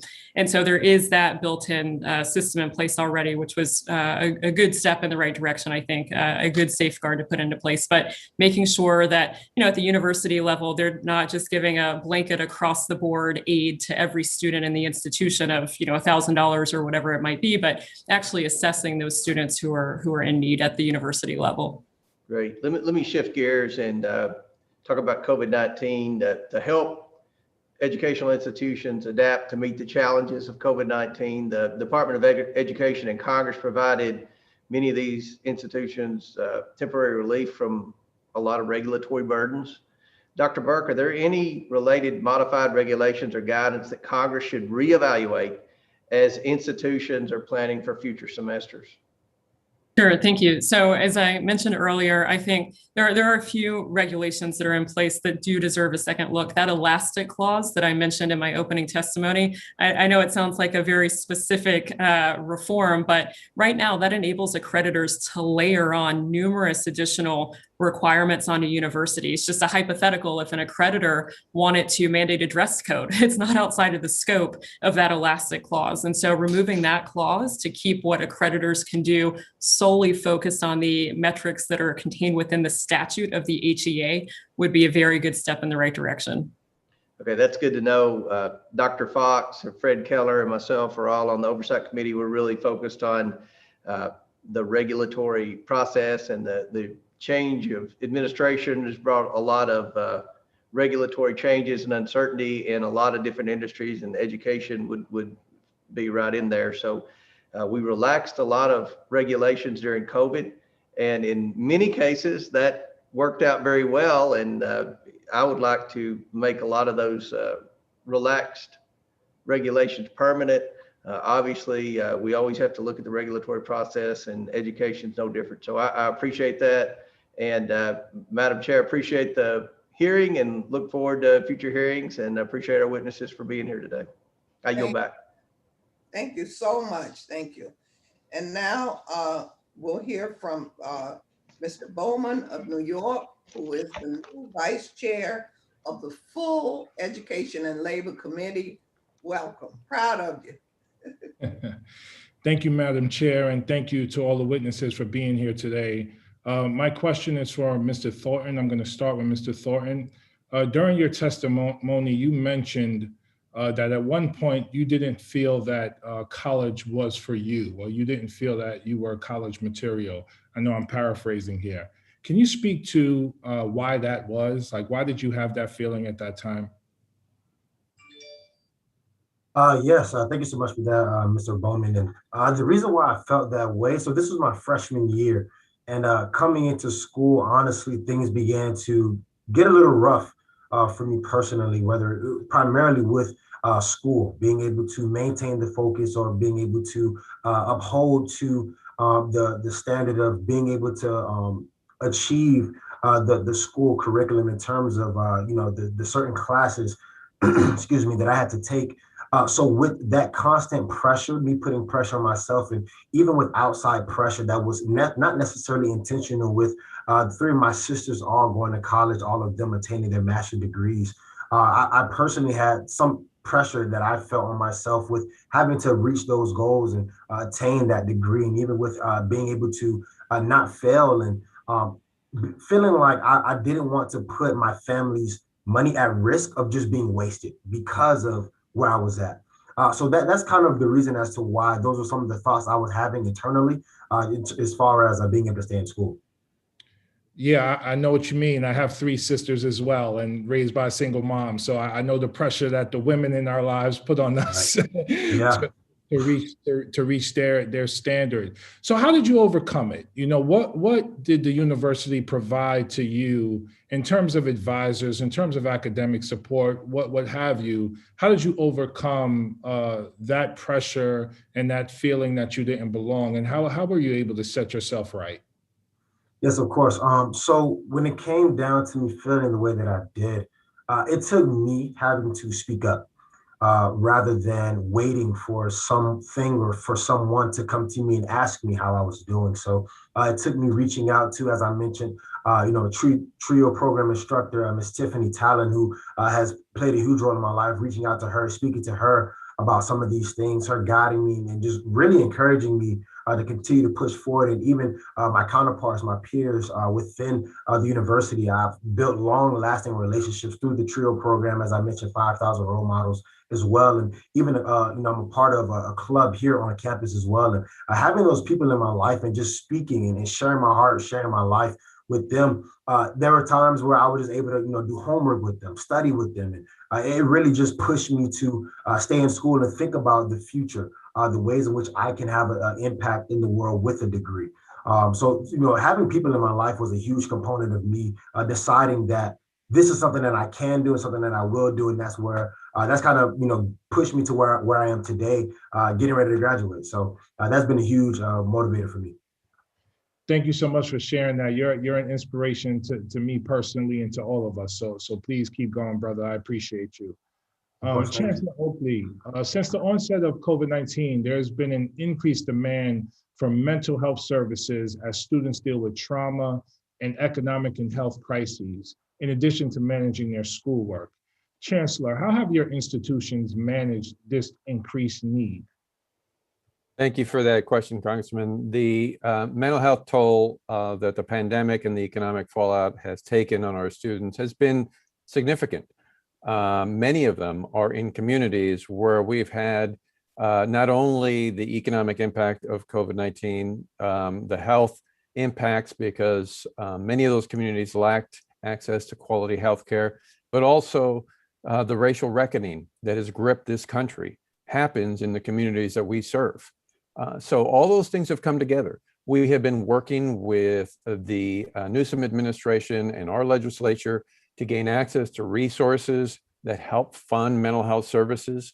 Our legislature has provided some of those resources. We're working with counties and cities to share resources to make sure that our students have access to those mental health resources, but they are only a drop in the bucket. And this is an area where Congress also has been helpful because some of those relief funds have been used to provide that kind of assistance, that kind of support to our students who need it critically right now for them to continue their education.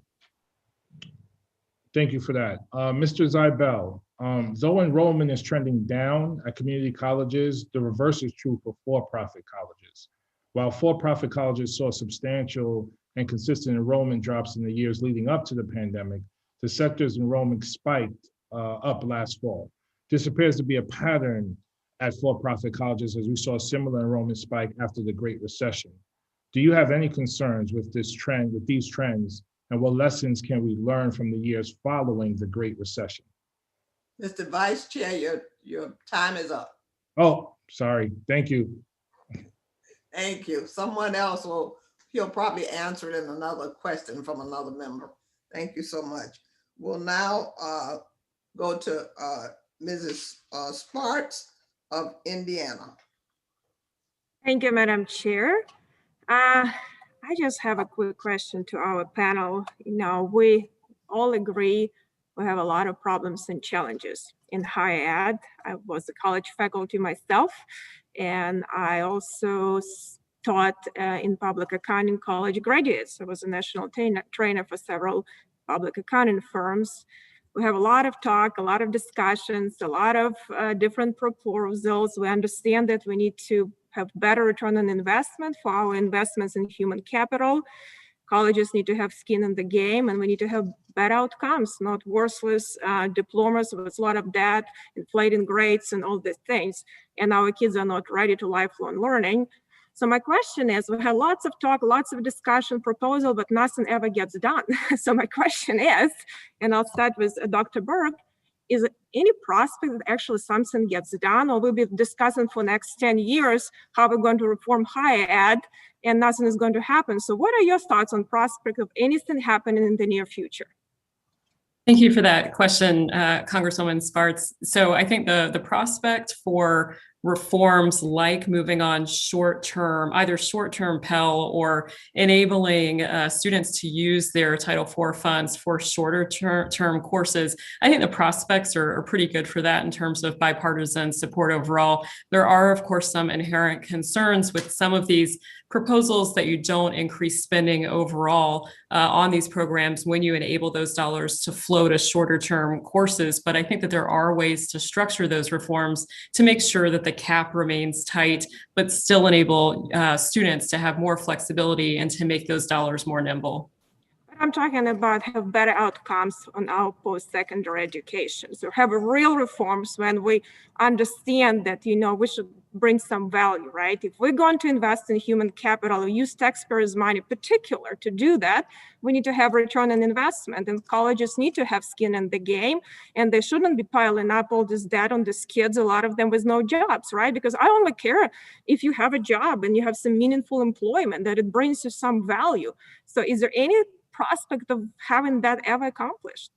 Yeah, so I do think that there's some agreement that in general, the current metrics, for example, the cohort default rate, are just really not cutting it in terms of providing the data that we need and the oversight that we need for some of these institutions. And so there are conversations that are happening about changing that metric to something maybe closer to a programmatic default rate that could work better. There are still going to be problems inherent in that approach as well. And so to my mind, it all comes back to the fact that we are even having this conversation because federal taxpayers are implicated in financing so much of the higher education system today. So winding down the largesse in the student loan program, I think, is a necessary precondition for reining in cost and providing some needed accountability. Yeah, colleges do have to have skin in the game too. So yes. I'm not sure, Mr. Zibel and quickly, and Mr. Oakley and maybe Mr. Thornton quickly, do you think there is any prospect of meaningful reform in the near future? Yes, no, because I'm not sure how much time I have left. I actually think there is, Congresswoman, and I would especially, as you talk about skin in the game and making sure that there's value, I think one of the most important things that the administration can do is bring back the gainful employment rule, which was designed to solve exactly the kind of problems that you were just referring to, where students are graduating from programs without any prospect of employment in relationship to the amount of debt that they're taking. Secretary DeVos repealed that rule. And I'm hopeful that the Department of Education can bring it back and actually give it time to work going forward. Mr. Oakley? Short answer is yes. I see a lot of reform happening. The fact that you have a person from a community college testifying today means that things are changing, that we are recognizing the value that institutions like community colleges provide to the country. So I'm very hopeful, and I see a lot of change in California. Okay, well, hopefully we'll stay optimistic and get some done. Mr. Thornton, what do you think? You're probably new to all this. Yes, I definitely am new to all of this, but I would say that I do have hope and faith that there will be a change moving forward in the future. I'm excited to see how things continue to grow and to progress, as Mr. Oakley attested to, him coming from a community college background. I think it's amazing just to see him here now and just even having that same dream and hope for other people that were in his position. So I definitely do agree. I think that there is change for reform and some change in America. Okay, thank you. I will stay hopeful and I'll yield back. Thank you so much. And a veteran member of the committee now, I yield to Mr. Pecan. How are you? Of Wisconsin. Very good. Thank you, Madam Chair, and appreciate it. Thanks to the witnesses. And my apologies for everyone inside coming back and forth. Every vote we have is 45 minutes. Unfortunately, we have about 100 colleagues who have not been vaccinated, so we can't shorten the time period, and it's chaotic because of it. So my apologies up front. A very quick yes/no question, Dr. Burke. I'm hoping I'm not sure if I heard something right. Were you just talking about winding down the student loan programs? Is that a yes or no in the last? Yes. Okay, yes, thank you. I'll move on. So Mr. Thornton, I was someone who, when I went to school, I grew up in a lower middle class family, got lots of student loans, Pell Grants, things that Ms. Burke apparently doesn't like. And that's why I was able to go to college and get a degree, and appreciate, what you're talking about right now and the support that you got. I think also part of the testimony was that all this money went to the administrative ether at universities, but I assume you, like me, don't consider our lives administrative ether. You talked a little bit in your opening remarks about how some of the support from the programs that we've done with COVID helped you very directly to be able to continue to be able to go to school. Can you talk just a little more about that, or but any friend stories also that have been helped because of the programs that Congress did around COVID? Yes, thank you so much for that, Mr. Pecan. And I can speak for myself personally, kind of like what I mentioned as far as the last semester, the fall semester that just passed, me initially having a job, me being able to take care of myself financially, whether it be with school expenses or expenses outside of school, whether it was rent or bills.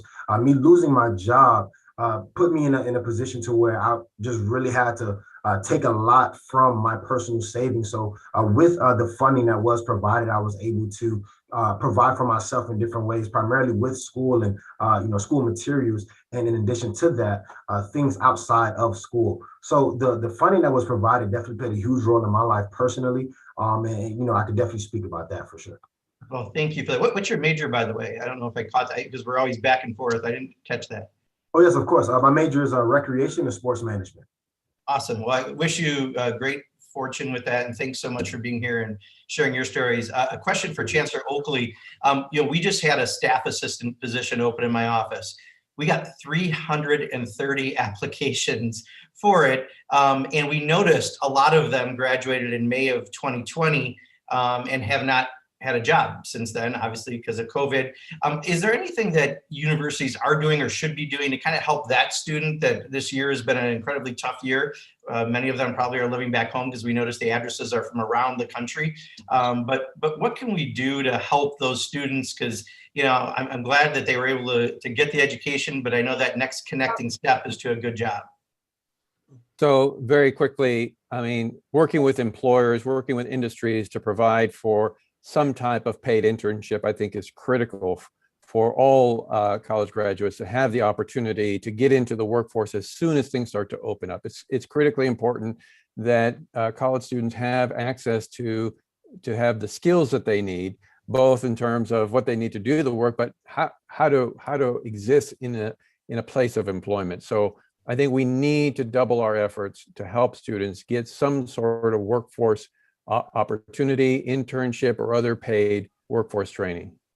Great, thank you. And then just a final follow-up if I can, because I have to go vote on this series now. Do you agree with Dr. Burke's question that we need to wind down our financial aid programs, that there's just too much of a largesse out there?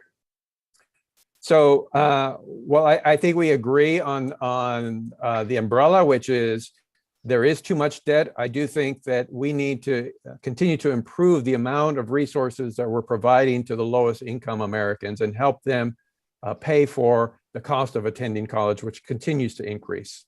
And that includes more Pell, I would assume. Absolutely. Great. Thank you very much. I yield back, Madam Chair. Thank you. Thank you. According to my records, Ms. Hashberger of Tennessee, call the records. Ms. Fulcher of Idaho, Ms. Stefanik of New York, Mr. Banks of Indiana,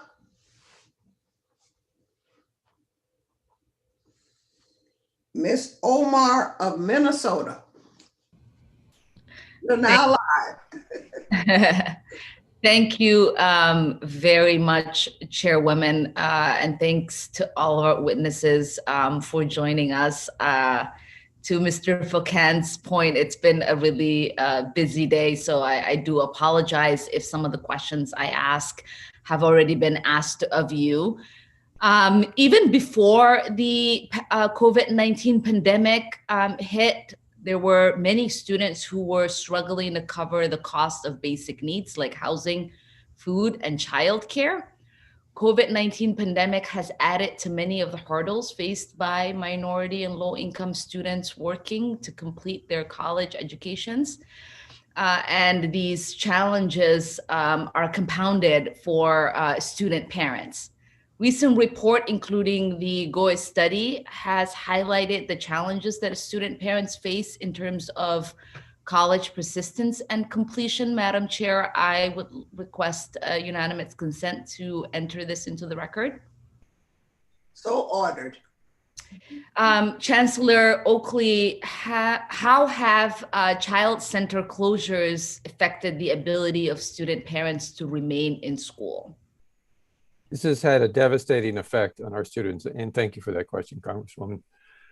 This has had a devastating effect. So many of our students in the California community colleges, and this is true of community colleges across the nation, are working parents. And so lack of access to childcare and the fact that so many of them have had their children in their household, having to work on educating them remotely, sharing Wi-Fi with them, all of these have created challenges that have made it very difficult for working parents to continue their education.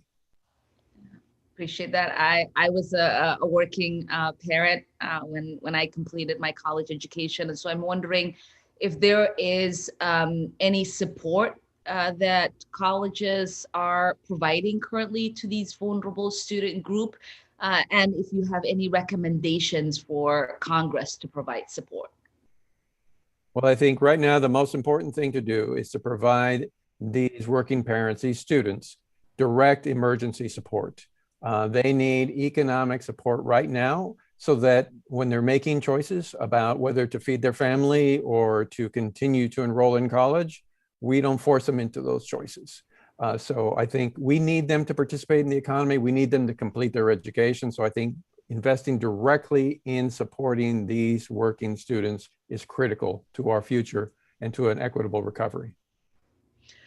And how do you see the creation of an environment that does set these students up for success post-COVID? So I think it's critical that we work with employers, that we work with labor organizations that support these working parents to focus on ensuring that that we provide these individuals the support they need to get into jobs that pay a livable wage so they can support their families.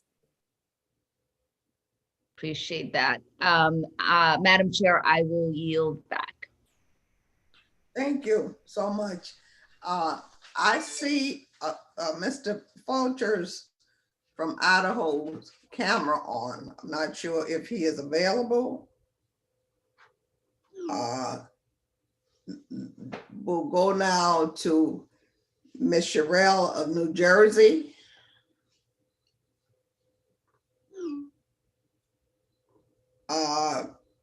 Mr. Espiat of New York. Mr. Grijalva of Arizona. And our true veteran of the Education Committee, Mr. Courtney of Connecticut. He's here. Thank you, Chairwoman Wilson, and thank you to all the witnesses. Keith, your testimony has been really stellar, and congratulations to you and the chairman for the great work that you and her work in terms of creating these kinds of pathways for young people. Mr. Zibel, I'm actually been watching a little bit out of the corner of my eye during the hearing. Chairman Powell from the Federal Reserve has sort of given his sort of update regarding the economy and announced that, again, the sort of low interest rate, 0% policy, monetary policy of the Federal Reserve is actually going to continue through 2023. I mean, a very, I think, forceful policy position to keep borrowing costs down. And as we know, for the last year, that's been the policy, and people in the private sector have benefited greatly from it. Residential property owners, credit card debt, car loan debt. But the one form of debt that is still stuck with higher interest rates is student loan debt. And President Biden's pause, which is a good thing in terms of helping people's cash flow who are student loan borrowers, that expires at the end of September 2021. And so, potentially, those higher interest rates are going to snap back into place. Again, even if there is student loan forgiveness of $10,000 or $50,000, there's still going to be a lot of debt left over there. And so, I was wondering if you could sort of talk about it from a consumer point of view. I mean, the only decision maker that can change that is Congress. That's pretty well understood, is that the president really doesn't have unilateral authority under the higher education authorization to cut rates by himself. And we've done that a number of times over the time that Frederica and I have been in Congress. It just seems like it screams out for action by Congress not to let these interest rates snap back, and for us to do something about taking advantage of the low interest rate environment. I was wondering if you could comment on that. Certainly, Congressman, it's an excellent question. I should caveat this with I'm not an economist, I'm a lawyer, but just as a matter of principle, I think that everything you are saying makes a lot of sense. There is no reason why student loan borrowers should be saddled with higher interest rates than are at other sort of financial products. I think Congress would be well to look at reforms to the bankruptcy code. Student loans are not dischargeable in bankruptcy for the most part, and that is something that I think both the administration and Congress could be taking a look at to really try and bring relief to borrowers who are struggling so immensely right now. Well, thank you. Again, we've tried actually in the last few Congresses, myself and Frederica and others have co-sponsored bills to bring down the interest rates. And again, given the Chairman Powell's announcement today, I mean, it really is more than high time for us to move out and create some parity in terms of lending costs for people with student loan debt. And Mr. Oakley, I don't know if you have any sort of comment on that. I realize maybe the interest rate issue for current students is not as urgent, but certainly later in life it could really pose a real hindrance on their success. Oh, absolutely. I mean, all the things that were just mentioned, I certainly support Mr. Sybil's characterization of the challenge.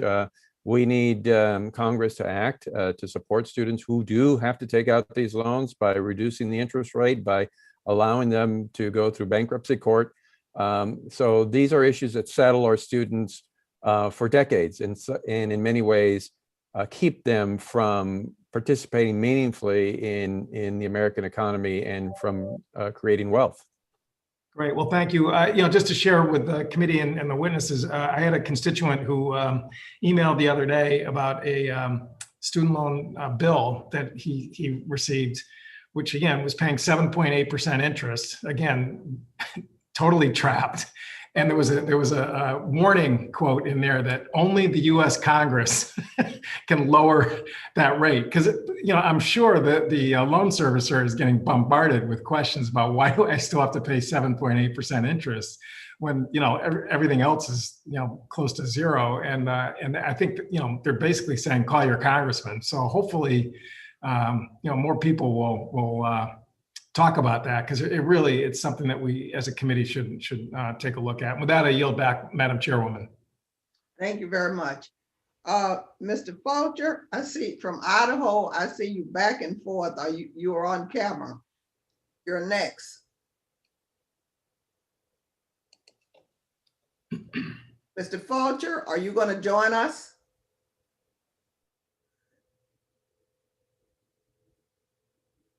If not, we'll go to Ms. Bonamici. Thank you, Madam Chair, and thank you to all the witnesses. In particular, I want to thank Mr. Thornton. Thank you so much for sharing your experience. It's really helpful for us to learn from.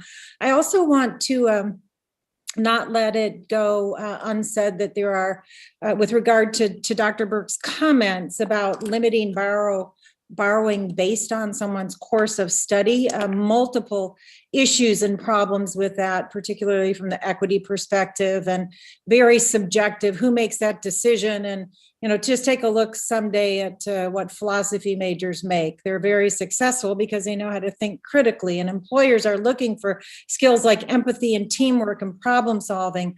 Those are all things that come from studying broad fields, including the humanities.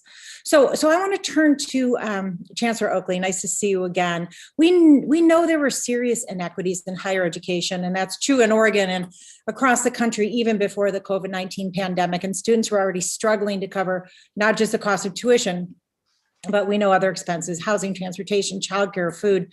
Now there are unexpected costs because of the pandemic adding to it. And particularly for community college students like I was, these costs are significantly higher than the cost of tuition. So Chancellor Oakley, recent reports, including a GAO study, have highlighted food and housing insecurity. And I've spoken with college students, particularly community college students in Oregon, about this. I'd like to enter the GAO report into the record, Madam Chair. So ordered. Thank you. So Chancellor, how are the California community colleges providing, for example, case management and services to low-income students? And how are you connecting them with resources like those that are available through SNAP, WIC, and TANF? And how are you making sure that students access those resources while they're not physically on campus? Thank you for that question, Congresswoman Bonamici. You're absolutely right. There was a huge crisis in our system before the pandemic. We saw record amounts of food insecurity, record amounts of housing insecurity, and the pandemic has significantly exacerbated the problem. So we have been working, first and foremost, we are community colleges. We're working with cities, with nonprofit institutions in localities where we exist, in providing support for our students. We've provided support for technology, for food through food pantries and things of that nature. We've also worked with our legislature and Governor Newsom to provide emergency aid. Just a few weeks ago, the legislature passed an emergency action package that provides emergency support directly to students, which will support their needs for food and housing insecurity, as well as mental health services and other things that are impacting them right now. We've also continued to advocate to you all, to Congress, and to this new administration about the need to provide this direct emergency support. I understand. So Chancellor, I don't want to interrupt, but that's quite all right. I have a consumer protection background, so I absolutely must get in a question in for Mr. Zibel.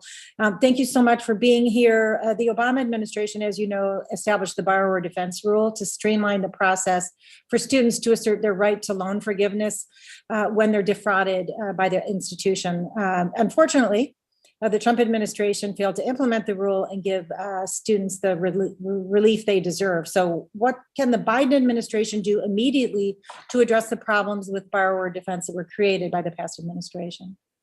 Sure. Thank you for the question. There is a lot the department can do, and I think most immediately it's taking the issue seriously, providing relief, 100% relief to the borrowers who it has already determined to have been defrauded by a predatory college. There is simply no excuse at this point in time for the department dragging its heels on that.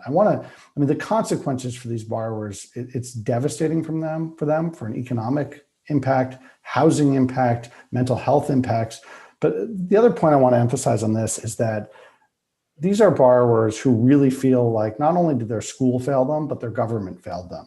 The government failed them by putting a seal of approval on these schools, leading them down a path, and then not giving forgiveness, even though they've already made sufficient findings to do so. Well, in my remaining few seconds, just to follow up on that, some of my colleagues on the other side of the aisle were talking about, complaining about what they call administrative bloat, but actually some of the worst bloat I'm aware of is when colleges use federal funds to advertise for prospective students. Recent data indicates that colleges spend $730 million on advertising and degree granting for-profit institutions, and that's 40% of all higher education advertising spending for just 6% of the students. So that is something that I would say is administrative bloat we should be looking at, is what the for-profit institutions are doing to try to recruit vulnerable, oftentimes students. So I see my time is over and I yield back. Thank you, Madam Chair. Thank you. You have a lot of seniority, but your time is up. And now, Mr. Scott, our esteemed chairman of the entire Committee on Education and Labor. You want to close us out? I'll try. Thank you very much. Let me first ask Mrs. Burke, you mentioned, we talked about short-term Pels. I think there's a consensus that this is a good idea. The only caveat we have is people open up little storefronts and stealing all the money, dealing out worthless credentials.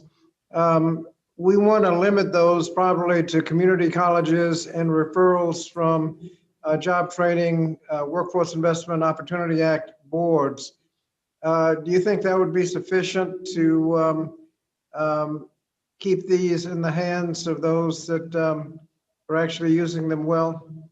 I think coupled with some state accreditation reform efforts, as in enabling states to make some determination about which industries within their state could provide those short-term courses, I think that would be a good step in the right direction to actually push it down to the state level, that oversight role in terms of quality assurance of these programs. Thank you. And let me ask Dr. Oakley, we have a lot of suggestions on how to spend a lot of money on colleges. And could you give us an idea of your priorities, talking about either free college or free community college, double the Pell Grant, loan discharge programs like public service loan forgiveness or borrower defense or income contingent, or discharging loans 10,000 or 50,000, or eliminate interest on loans? Could you tell us what we ought to be looking at first? Thank you, Mr. Chair. First of all, I mean, all of those issues are important issues to our students. But for us, I mean, first and foremost, allowing students to pay for the total cost of attending college is critical so that they can attend full time, so that they can complete their education and get into the workforce. So things like doubling Pell is critically important. Free community college is certainly important so that the funds that you make available can be spent on the total cost of attending college. And then finally, I'd say supporting colleges, community colleges in particular, to reach out to displaced workers and help them get the skills that they need to get back into the workforce. We've heard a couple of comments about the interest rates. What about significantly reducing or even eliminating interest? Why is the federal government charging people interest? We ought to be subsidizing loans, not using it as a profit center. Well, I would certainly agree that low or no interest loans to our students who are struggling and who need that support to get into the economy is a very important step that Congress could take. Thank you. Mr. Zimmel, during the Obama administration, the Department of Education worked with state law enforcement agencies, especially attorneys general, to investigate and hold for-profit colleges accountable. Can you talk about what happened during the last 4 years and whether or not executives at for-profit colleges should be held personally liable for misconduct or financial losses to students and taxpayers? Certainly, Mr. Chairman. Look, the Department of Education has to be working alongside state and other federal partners. This should not be an adversarial relationship, as I think it has been over the past 4 years. In terms of institutional enforcement, I see what the Department of Education did in the Corinthian Colleges matter as a real example, when the department worked alongside the office of then Attorney General Kamala Harris to bring an enforcement action and take an action against one of the most predatory actors. When schools are closing, the department has to be working with states to make sure that student needs are met in terms of transfers and transcript availability and basic needs around housing. So I think that is a real important step that the department has to be taking going forward. In terms of personal liability, like I mentioned it a little bit earlier, Absolutely. This is not a proposal that we have come up with. This is not a proposal that has been developed in the past year or two. This is something that Congress put into the Higher Education Act about 30 years ago. And President George H.W. Bush signed it into law. It was passed by a bipartisan Congress. And I think that the concept is really simple, that when there are institutions that cause losses to students and taxpayers, they should be held accountable, and the individuals that directed that conduct should be held accountable. The Securities and Exchange Commission, for example, does it even for-profit college executives about protecting investors.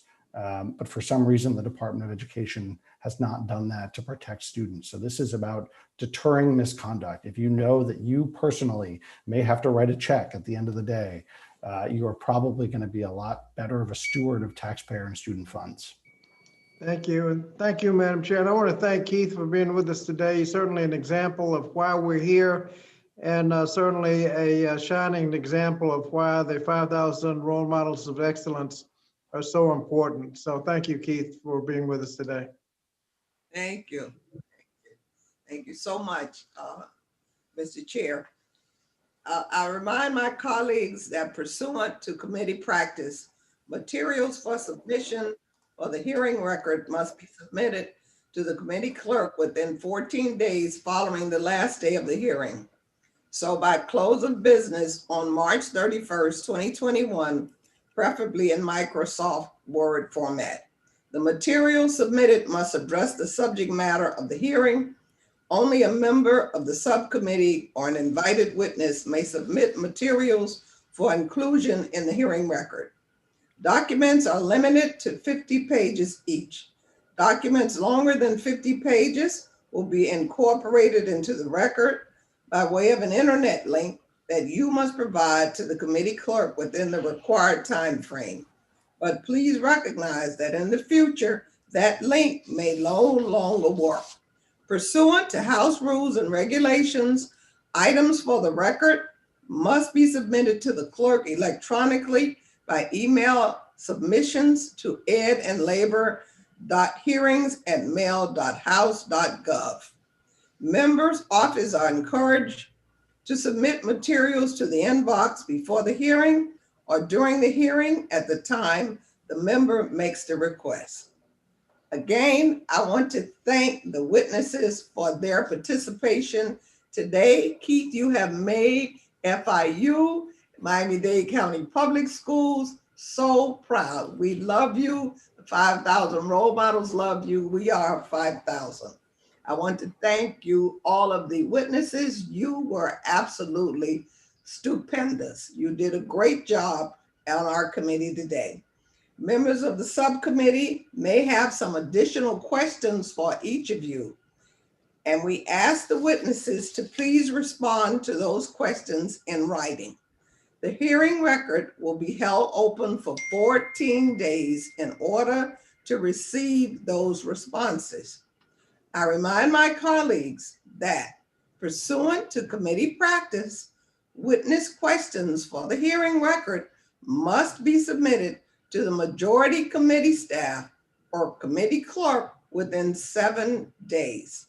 The questions submitted must address the subject matter of the hearing. We're now into closing statements. I recognize the distinguished ranking member for a closing statement, Dr. Murphy, who is a medical doctor. Thank you, Ms. Representative Wilson. I want to thank you especially, but also thank the committee members and the panelists. I think this was an excellent meeting, a lot of good issues discussed, and I think there was a lot of lessons learned today.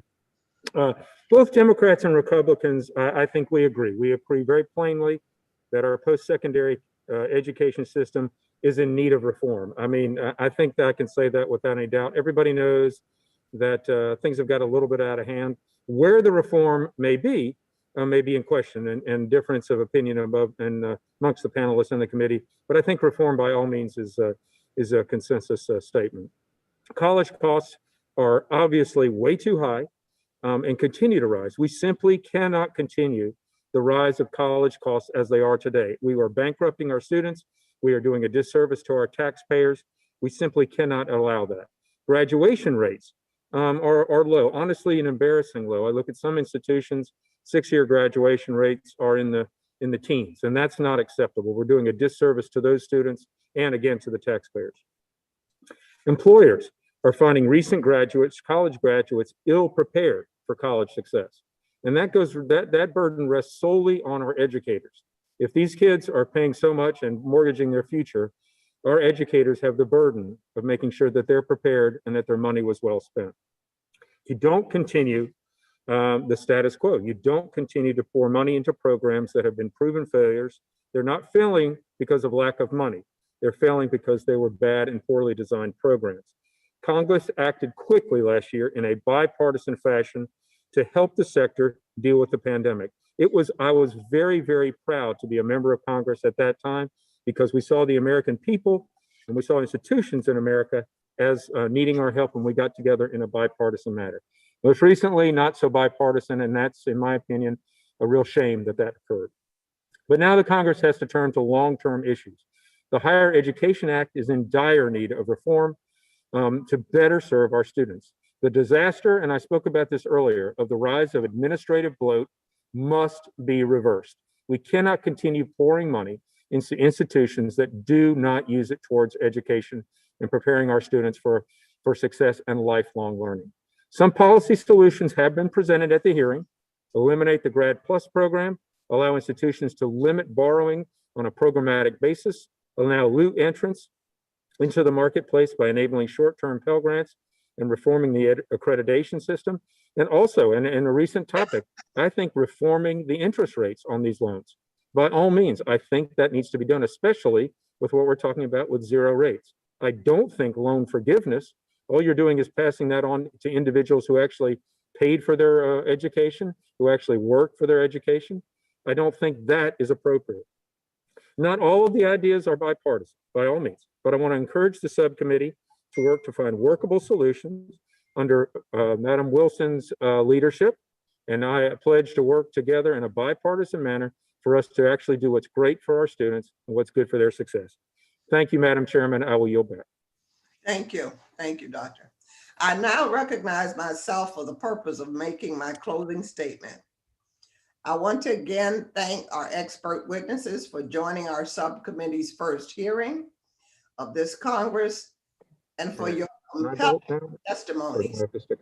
Our discussion today made clear that the relief funding we provided for higher education over the last year has been critical to helping both institutions and weather the coronavirus pandemic. But we were also reminded that both Congress and the Biden administration have much work to do to ensure underserved students are not left behind in our recovery from this pandemic.